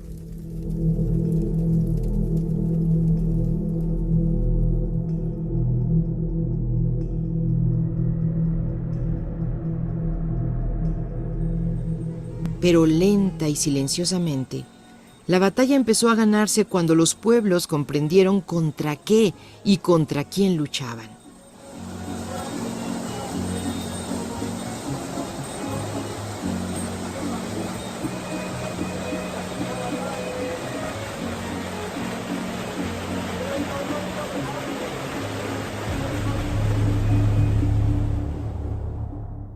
Esqueletos, tecuanes, diablos, toros, cerdos, monstruos con cabellos ensortijados, representaban un elenco del inframundo que animó un carnaval funerario con efectos dolorosos para todos. Conjurarlos fue una tarea que exigió incrementar, hasta donde fuera posible, las tareas rituales indispensables para doblegarlos a través de la negociación convincente, la exhortación enérgica y la expulsión arriesgada.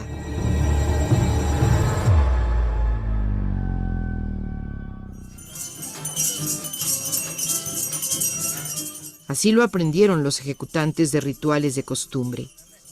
Antes de actuar, es preciso conceder un espacio a los seres nefastos, pues hasta ellos tienen derecho a comer y a beber. Solo entonces se les invita a retirarse sin rencores ni violencias. Al anochecer, se montan las mesas para llevar a cabo este doble propósito: agasajar y al mismo tiempo desterrar.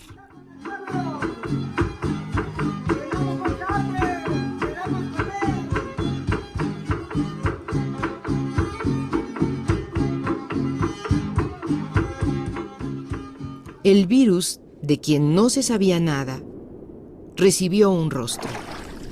Su personalidad múltiple, su agresivo temperamento, fue sometido cuando lo pudimos contemplar cara a cara.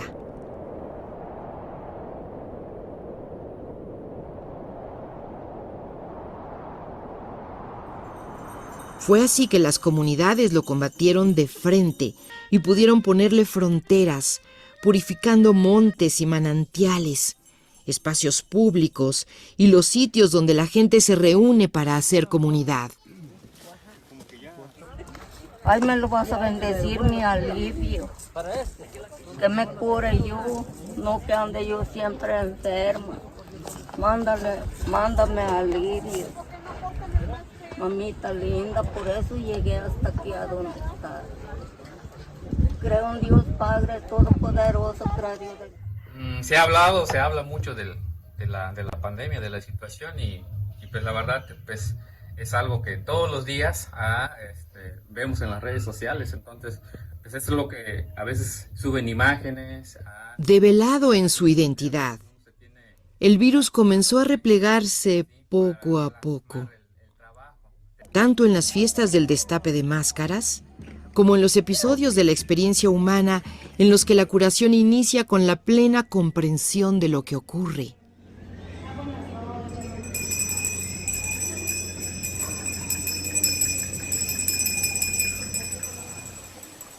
Y al amanecer, el virus tomó de nuevo su barca y se desvaneció entre la niebla matutina. No se marchó con las manos vacías, pero tampoco con la victoria total. Se fue, pero los pueblos saben que puede volver. Siempre puede regresar del mismo modo en que partió.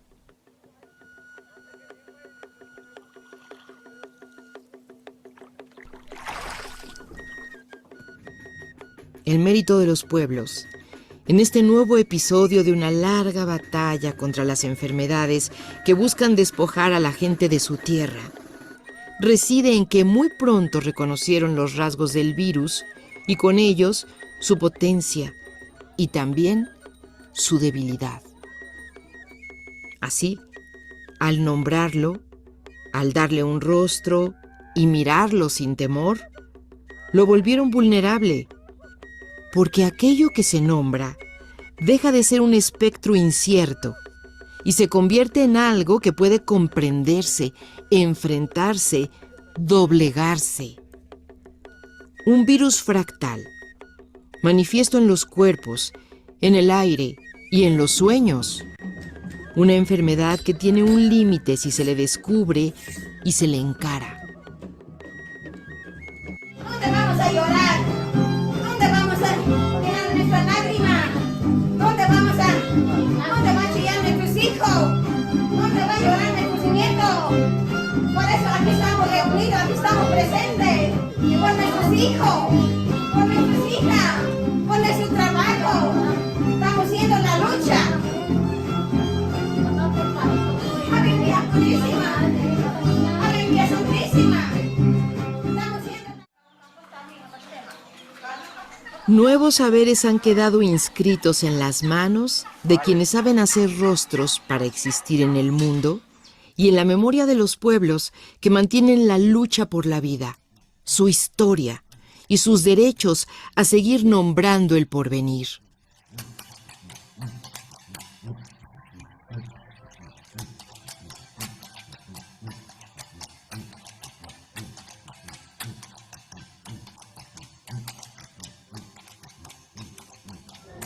Ya se van los diablos, caramba. Se van con navío. Ya se van los diablos, caramba. Se van con navío. Diciendo que muera, caramba. El coronavirus.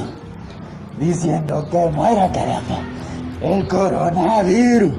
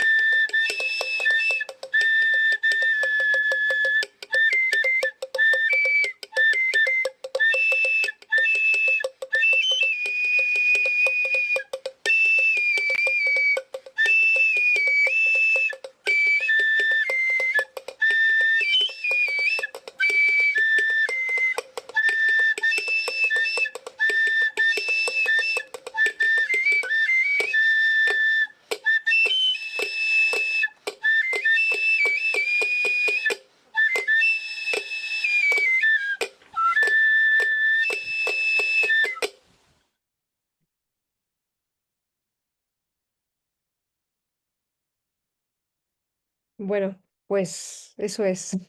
Génesis Creo que ya, con eso por mi parte.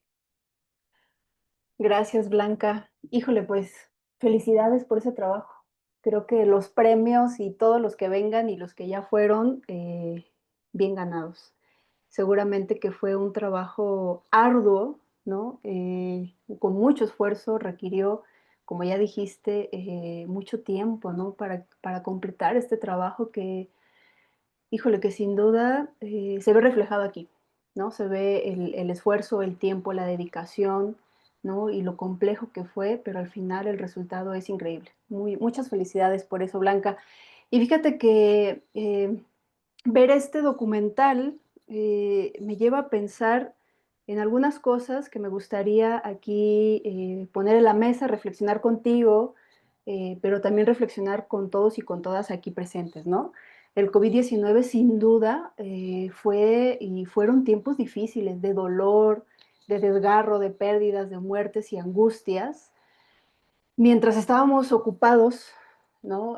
A nivel mundial atendiendo la enfermedad, poniendo vacunas, cuidados a la gente, a la familia, también poner el cuidado con la distancia y el refugio, ¿no? Dentro de casa porque nos tuvimos que aislar. ¿Quién esperaría que la antropología podría aportar algo, no? Creo que esa es una de las reflexiones que me llevo. ¿Para qué sirve nuestra disciplina cuando lo que necesitamos son médicos, enfermeras, medicinas, hospitales, ¿no? ¿Para qué servimos las y los antropólogos cuando llegan estos momentos difíciles, ¿no? ¿De qué sirve nuestra labor cuando implica cercanía, conexión, presencia, encuentro con la humanidad, con la cultura, con lo ritual y lo sagrado? ¿De qué sirve cuando está prohibido tocarse, cuando está prohibido hacer todo eso? ¿No? ¿Cómo acercarnos a la festividad, ¿no? Esta festividad que me acerca con mi espíritu, ¿no? Y con mi parte más sagrada, ¿no? Al encuentro con mis muertos, ¿no? Cuando llega el Chantolo o al carnaval que celebra a la maldad que me mantiene a raya de los males del mundo, ¿no? La cotidianidad sin duda para este momento fue transformada, ¿no? Por un organismo invisible que nadie ha visto, ¿no? Un ente que llegó y decidió quedarse alterando la estructura social pues a nivel mundial, no solo en México.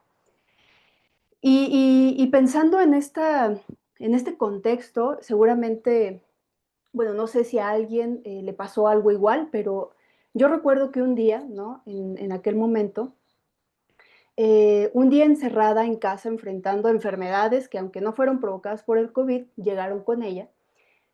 Ese día me sentí prisionera, yo, Génesis, y hundida en la desesperanza, en la tristeza, en la ansiedad, en la angustia, en todo eso que vino con el COVID, todo eso, ¿no? Y ese día miré por la ventana, ¿no? De mi casa, miraba hacia el cielo estaba tan azul y despejado y brillante, ¿no? Aquel día estaba claro, y mientras miraba aquel paisaje, apacible, ¿no? Añoré estar afuera. Particularmente en una zona arqueológica, porque yo soy arqueóloga, me imaginé estando ahí, en cualquier lugar, en cualquier sitio arqueológico, caminando y respirando aire fresco y contemplando, ¿no? La ancestralidad y la historia de aquellas estructuras. Y por un momento, por lo menos en mi mente, que me trasladó hasta ese sitio, por ese momento fui libre nuevamente, ¿no? Mis miedos y mis angustias se esfumaron por 3 segundos, ¿no? Y volví a ser un ser humano, no solo un ente y un cuerpo que andaba por ahí cuidándose de todo, sino que volví a sentirme como un ser humano. ¿Y qué quiero decir con todo esto? Ustedes ya me van a decir, ay, Génesis, pero ya te fuiste por otro lado, ¿no? Ya nos estás contando tus vivencias, y estamos aquí por Virus Fractal. Bueno, menciono todo esto solo para decir, y desde mi experiencia, no solo como antropóloga, sino como un ser humano común, como cualquiera, que la antropología nos ayuda para eso, ¿no? A reconocernos y a recordar quiénes somos, a acercarnos y reconectar con nuestras costumbres, rituales y fiestas, a no olvidar que a través de estas celebraciones rememoramos eventos y lloramos a nuestros muertos. Nos recuerda que más que cuerpos que andamos deambulando por las calles, que necesitamos medicinas y vacunas para sobrevivir. Somos seres humanos que precisan de otros seres humanos, de cantos, de danzas, de música y de encuentros con aquello que nos alimenta el alma. La antropología nos cura el alma, sin duda. cuando la medicina no puede. La antropología nos regresa a nuestras raíces, a nuestra tierra, a nuestra gente, a nuestros saberes. Por eso la necesitamos. Y por eso la divulgamos y la narramos, para reconectarnos y reencontrarnos y revivir, ¿sí? Y es en ese contexto, a mi parecer, en el que se desarrolla Virus Fractal, ¿no? Cuando surge a través de sus creadores esa necesidad de encuentro y de reconectar con aquello que amamos y que nos hace felices. Por eso, por lo menos esa es la sensación que a mí me transmite, ¿no? La urgencia y la preocupación no solo por divulgar la antropología, sino por regresar a nuestro encuentro con la humanidad. Y lo que encontraron nuestros creadores, Blanca, Carlos y Félix, no fue un virus aterrador y asesino, por lo menos esta es mi percepción, ¿no? Sino personas y pueblos alzándose sobre la adversidad y encontrando maneras de sobrellevar aquella situación, ¿no? Aquellos pueblos enfrentaron al asesino sin cara, ¿no? Ya nos decían por ahí, y lo encontraron y lo encararon, ¿no? Le dieron rostro para sobrevivir y mantener la unión que parecía que se estaba rompiendo. La máscara, quiero decir, es solo el instrumento que dio el rostro a aquel virus, pero la danza, la música, la festividad y la entereza de la gente fue lo que dio significado y valor a aquellas celebraciones. Es entonces como me surgen, ¿no? Además de esta reflexión, un montón de preguntas y de inquietudes en torno a estos eventos que ritualizaron un virus, ¿no? ¿Cómo sucede esto? ¿Cómo modificó la incorporación de la máscara del COVID a estos eventos? Frente a estas inquietudes, surge una que está como constante en mi cabeza y que es lo que me lleva a plantearlo con ustedes, ¿no? Es una duda que quisiera aquí hablar con el auditorio y con Blanca. Y esta duda, para plantearla, primero tengo que hacer referencia a dos conceptos necesarios, ¿no? Para entenderla. Y el primero de ellos es la tradición, ¿no? Recordando un poco el estudio de las tradiciones, el doctor Jacinto, ¿no? Nos dice que la tradición, y lo voy a citar a él, es una comunicación que ayuda a la comprensión entre el pasado y el presente. Es más, nos dice, ayuda a la comprensión de las relaciones entre el hombre y el mundo, ¿no? Entre la humanidad y el mundo. Y en este mismo sentido, el doctor Carlos Errejón, que también es estudioso de las tradiciones, señala, ¿no? Que el objetivo último de la tradición es la prolongación indefinida de un grupo social, ¿no? En cuanto preserva y desarrolla su identidad y diversidad, ¿no? Esto por un lado. Y el otro concepto, ¿no? que les menciono es patrimonio. Aunque sé que suele ser muy controversial y no hay definiciones únicas, ¿no? Puede haber múltiples formas de entender el patrimonio. Algo que encuentro en común entre diversos autores es que señalan que el patrimonio nos ayuda a entender el pasado para mejorar nuestro futuro. Por ejemplo, esto lo dice el doctor Gándara, ¿no? Y también hay quienes señalan que el patrimonio nos ayuda a resolver problemas, ¿no? Y esto lo dice el doctor Guillermo Bonfil. Y entonces, al tener esto en mente, he considerado la posibilidad de que quizá, solo quizá, podríamos pensar que la introducción del COVID, y no solo eso, sino la materialización a través de la máscara, del ritual, de la danza, ¿no? Del significado que vimos ya en el video, sea un posible inicio de un proceso de patrimonial y tradicional. Si es así, si consideramos al COVID en este proceso ritual, entonces podríamos decir que es quizá una tradición emergente que ayudó a comprender la realidad del mundo, que ayudó a la prolongación de aquellos grupos, ¿no? Recordando lo que nos dice el doctor Jacinto y el doctor Carlos Errejón. Es un patrimonio express que surgió así, por las condiciones del momento, retomando a Bonfil, ¿este patrimonio ayudó a resolver un problema para aquellos grupos? ¿Cuál y cómo sería? ¿No? Quizá estoy diciendo locuras y nada de lo que estoy diciendo tiene sentido, pero es algo que viene y que se queda en mi mente, ¿no? No sé si ustedes lo ven o lo plantearon, lo expresaron, lo pudieron reflexionar en este sentido. ¿Qué piensan sobre esto? Yo brevemente, bueno, primero agradecerte, Génesis, por preparar este comentario y estas palabras, me vas a hacer llorar. Pero no, pero justo creo que este proyecto, y lo dije al principio, ¿no? No es un proyecto que hubiera sido planeado desde el origen, ¿no? Como con objetivos, metas, tiempos, cronograma, ¿no? Que ese es el ideal de muchos de, pues, de los proyectos. Yo misma he dado clase y yo digo, por favor, planeemos, organicemos con anticipación. Pero este proyecto, pues, se fue gestando a lo largo del tiempo y de varios momentos pues bien pandémicos. Y me parecía importante contar toda la historia desde el principio, porque así como tú lo expresas, creo que le ha pasado a muchas personas que les compartimos este proyecto y estos resultados, toca las fibras más sensibles. Y se fue materializando, pero a través de también de nuestras propias dolores, de nuestras propias experiencias difíciles, ¿no? Entonces, bueno, ustedes ven ahí un material que está hablando de las máscaras y las danzas, pero en realidad creo que hay mucho de nosotros como autores del proyecto ahí puesto, ¿no? Entonces, claro que toca estas cosas, estos recuerdos, estas experiencias muy personales, a veces muy íntimas, que que pues lamentablemente ocurrieron y que ahora se sienten casi como un sueño lejano, ¿no? A veces hablamos de la pandemia como algo que quién sabe cuándo fue, ya ni siquiera entendemos muchas cosas de cómo ocurrieron. Yo ya ahora no puedo dimensionar el encierro, tanto tiempo, ¿no? Pero así fue.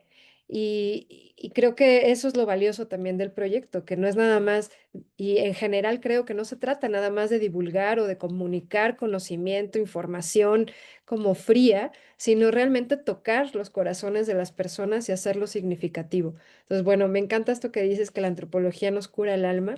Yo creo que sí, y que nos sensibiliza frente a muchas maneras de vivir cuando a veces solo estamos tan encerrados en nuestra propia burbuja. Entonces, pues te agradezco mucho esos comentarios. Y solo de esto último que decías, uy, yo no sé si la palabra patrimonio venga como en las mentes de los actores sociales, de las comunidades con las que colaboramos. No sé si ellos la usarían, pero en un contexto académico, que es el que creo que estamos ahorita, por supuesto que viene bien, sobre todo como tú lo estás definiendo o nos estás compartiendo estas definiciones.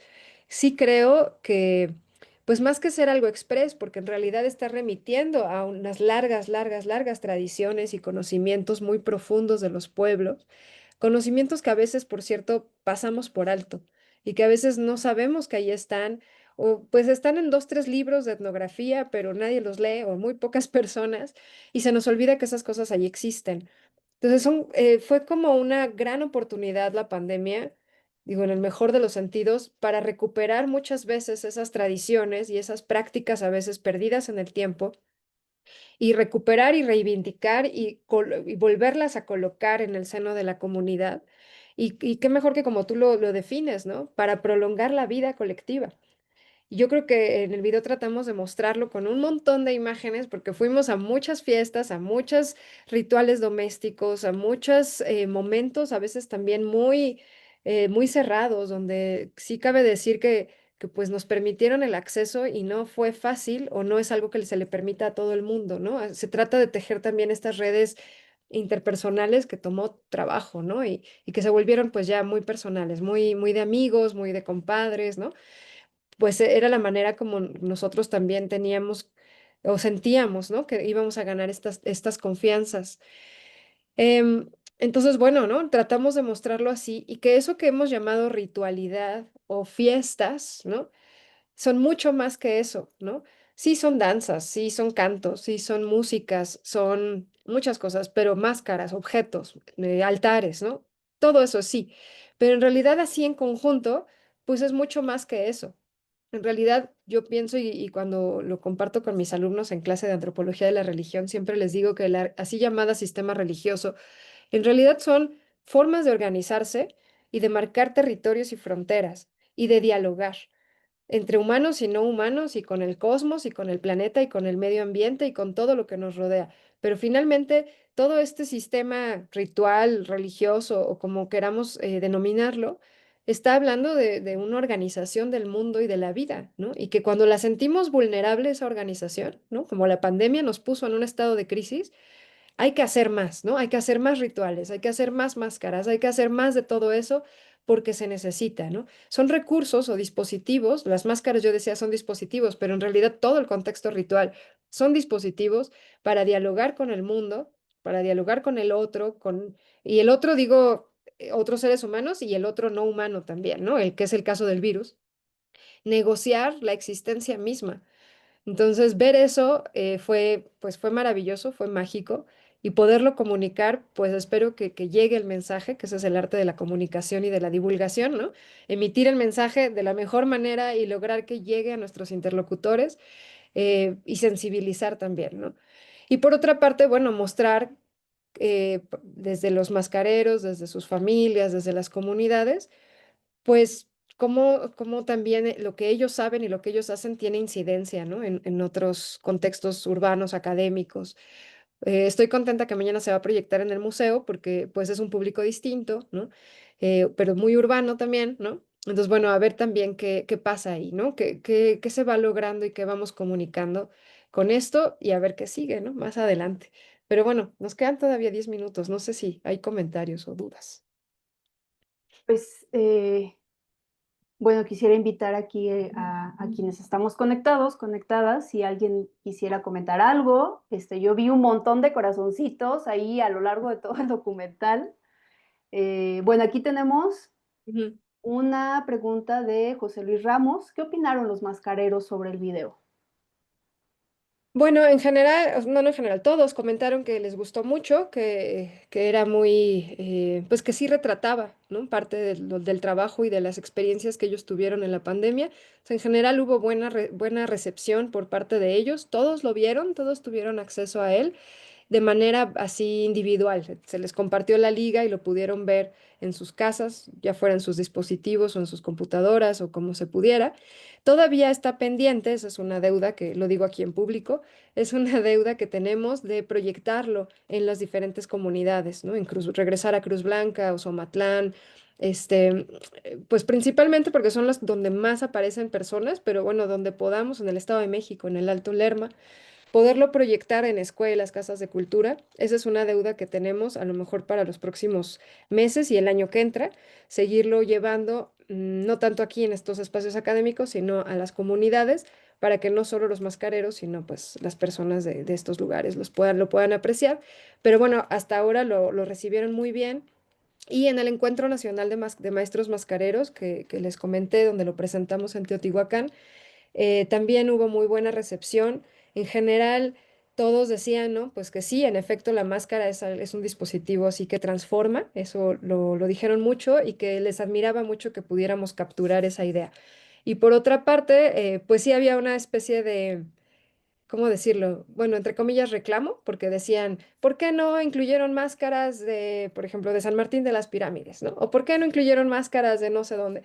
Y decía, bueno, pues es que es infinito, ¿no? O sea, realmente representar todas las máscaras de este país no hubiéramos acabado nunca. Y bueno, pues ahí queda pendiente entonces también hacer otros materiales o hacer otros trabajos, pues conociendo, ¿no? Otras expresiones de artistas mascareros. Pero sí, bueno, por ahí fue el reclamo, ¿no? De ¿por qué no incluyeron? Bueno, pues es que no se puede incluir todo a veces, ¿no? Uno quisiera.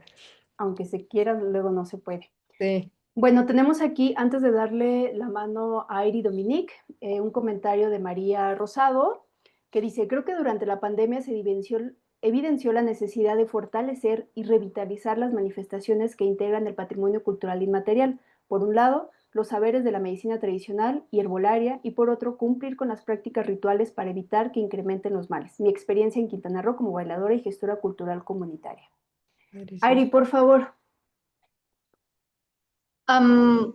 Pues está muy interesante todo el trabajo, antes que nada, y también decir como me sorprende que se haya hecho como en este tiempo tan corto que ha pasado desde la pandemia a nuestros días. Siento que ha sido un trabajo bastante interesante en un momento, más bien en un periodo de tiempo bastante corto, me parece. O sea, es como, se ve como la rapidez en la que se ha empezado a trabajar respecto a los temas de COVID-19, ¿no?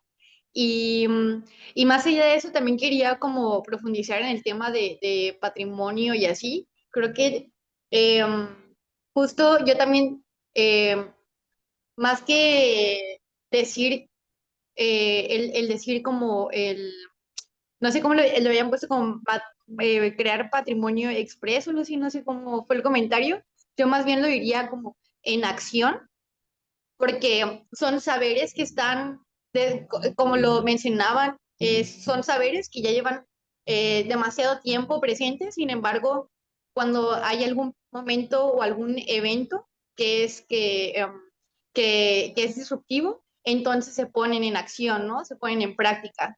Y más allá de patrimonio, pues sí, el patrimonio es como un concepto que podría ser empleado desde la parte académica. Sin embargo, también creo que desde ya la parte de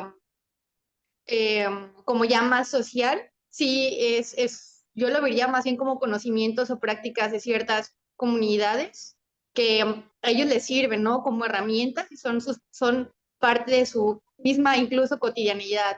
No es algo sagrado, que es intocable, sino ellos lo experimentan el día a día. Entonces, sí se me hizo muy interesante el ver también cómo nosotros como académicos a veces ponemos como barreras para interpretar cuestiones que para las comunidades son algo algo vivo, ¿no? Algo más allá de estos conceptos que a veces solemos manejar de manera un poco más como que ponen ciertas barreras, ¿no? De, de conocimiento. Y también otra cosa que quería decir que se me hace muy interesante del proyecto es que ya lo mencionaban en el comentario anterior y siento que también es una forma de interpretar la realidad. O sea, creo que las máscaras también más bien les crean a las personas más bien ayudan a las personas que las crean a, a interpretar la realidad que están viviendo, porque una pandemia o un brote epidemiológico es un momento donde hay incertidumbre, ¿no? Ni siquiera los expertos tienen certezas y por eso mismo hay una pandemia. O sea, por eso mismo hay una crisis, ¿no? De sanitaria. Entonces, también son formas de generar sus propias narrativas. Y creo que lo importante aquí es que, digámoslo como lo queríamos decir, patrimonio en acción, patrimonio o tradición, o sea, como lo queramos decir, creo que también es una forma de dejar como testimonios que eventualmente se van a convertir parte de la memoria. O sea, ahorita lo vemos como una manera muy presentista e incluso vemos cómo nos empieza a doler el olvido, la falta de memoria, o sea, la falta de memoria, la claridad con la que lo experimentamos, pero justo es parte del proceso de generar memoria. Y creo que las máscaras son también eso y van a hacer eso, como una huella de, de recuerdo en futuras memorias, no solamente en futuras investigaciones, sino también la misma memoria de la comunidad. Creo que es bastante interesante el tema de las máscaras porque es otra forma de acercarnos y que va a ser otra forma de acercarnos a lo que en un futuro va a ser nuestro pasado. Y bueno, eso era lo que quería contar. Pues muchas gracias, Airi. Gracias por tus comentarios. Digo, no tendría nada más que sumar. Estoy de acuerdo con todo lo que dices. Me encanta la idea del patrimonio en acción. Tal vez sí, ¿no? Por ahí podríamos irlo reflexionando un poco más.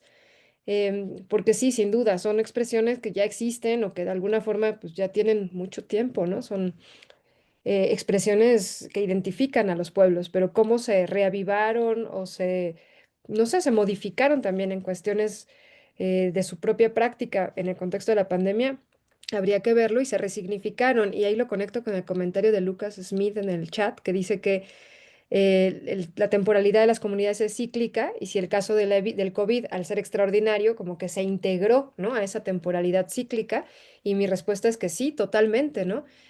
Todos en realidad, una cosa que hacemos los seres humanos es apropiarnos de la realidad, ¿no? Y entender las cosas como con los elementos y con los referentes con los que podemos entender la realidad.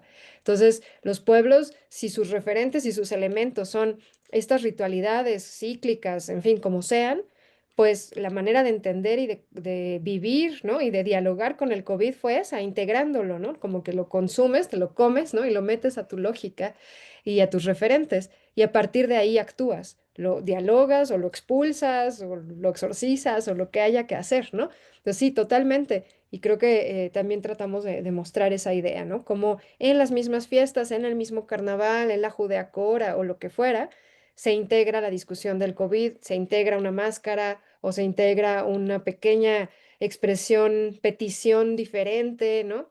Un altar, algo, ¿no? Que hacía referencia al contexto actual, pero que no, eh, o sea, lejos de atentar con los patrimonios, diríamos, ¿no? Con la tradición, al contrario, ¿no? La reavivó. Y bueno, finalmente, ¿cómo dialogan? Heréndira dice, ¿cómo dialogan la autoetnografía y la etnografía? Está buenísima esa pregunta. En los productos de divulgación. Uy, pues no sé, ¿no?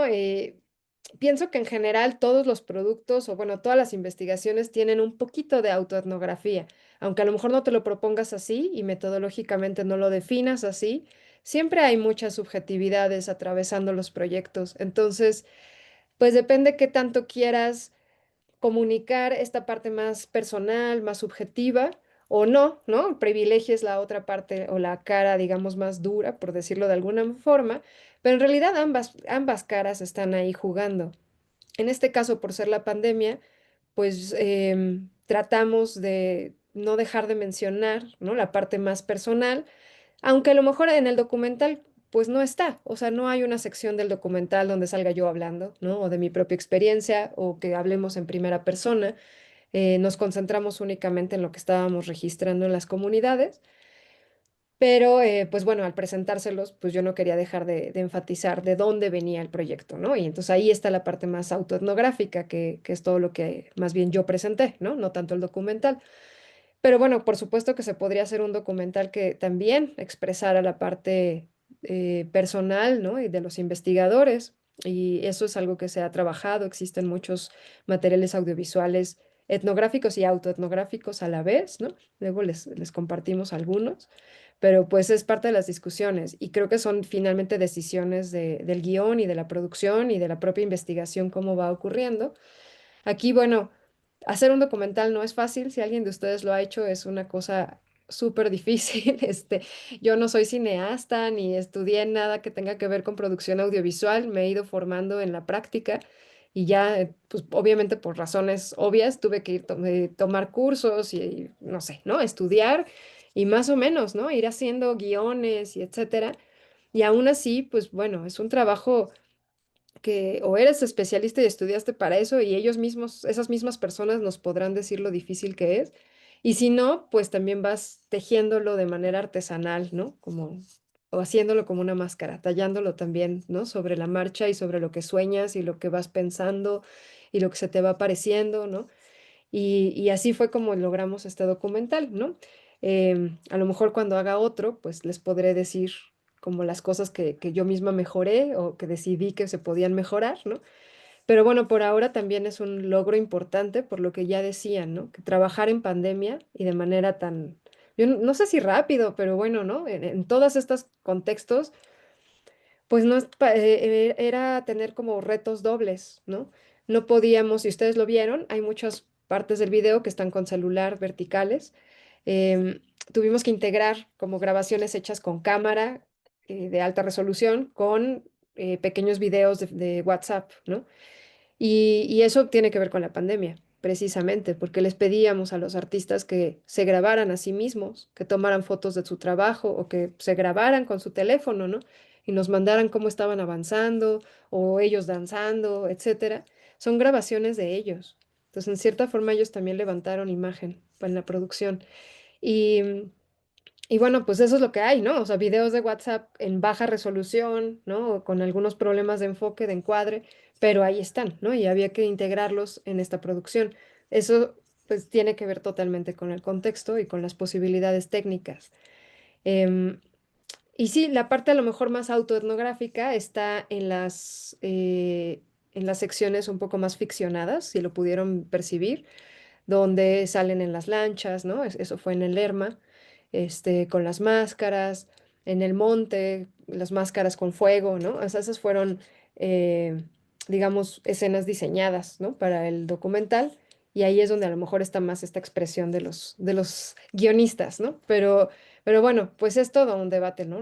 ¿Hasta dónde, ¿no? Y qué tanto integras. Yo creo que todos los proyectos tienen esa parte autoetnográfica, aunque no lo verbalicen así. Y ya decidirá uno hasta dónde o qué tanto, ¿no? Vas integrándote a ti mismo ahí, o qué tanto no, o qué tanto revelas que el proyecto tuvo que ver en gran medida con una cuestión a lo mejor de, pues, no sé, de verte a ti mismo también en el espejo, ¿no? Del tema de investigación, ¿no? Verte a ti mismo en las máscaras, verte a ti mismo en las danzas, en la diferencia cultural. Bueno, ¿no? Eso es algo que cada quien cuando hagan sus proyectos, pues los invito a que lo reflexionen y decidan qué tanto quieren integrar eso o no, ¿no? Pero bueno, yo agradezco mucho que les haya gustado el material de hoy y los comentarios. Muchas gracias, Blanca. Bueno, pues ya estamos sobre pasaditos de tiempo. Pues sin duda no me queda la menor duda de que hablar sobre nuestro presente, ¿no? Con casos como este, pues nos ayuda a reflexionar sobre nuestro actuar, ¿no? Y podríamos seguir hablando y hablando y hablando sobre muchas cosas. Hay muchos hilos por los cuales podemos agarrarnos, ¿no? Y seguir desmembrando muchos temas que nos deja tan solo un material audiovisual como este, ¿no? Que sin duda es excelente. Y pues bueno, no me queda más que invitarles a la siguiente sesión de este seminario que se titula La lingüística como herramienta decolonizadora, presentada por el doctor Germán Becerra Romero el próximo 6 de octubre en el mismo lugar, a la misma hora. Les esperamos aquí con entusiasmo. Agradecemos a ustedes por sus comentarios, por su participación, por su escucha y por estar aquí pues acompañando este seminario. Muchas gracias a todos, a todas. Tengan bonita tarde. Gracias.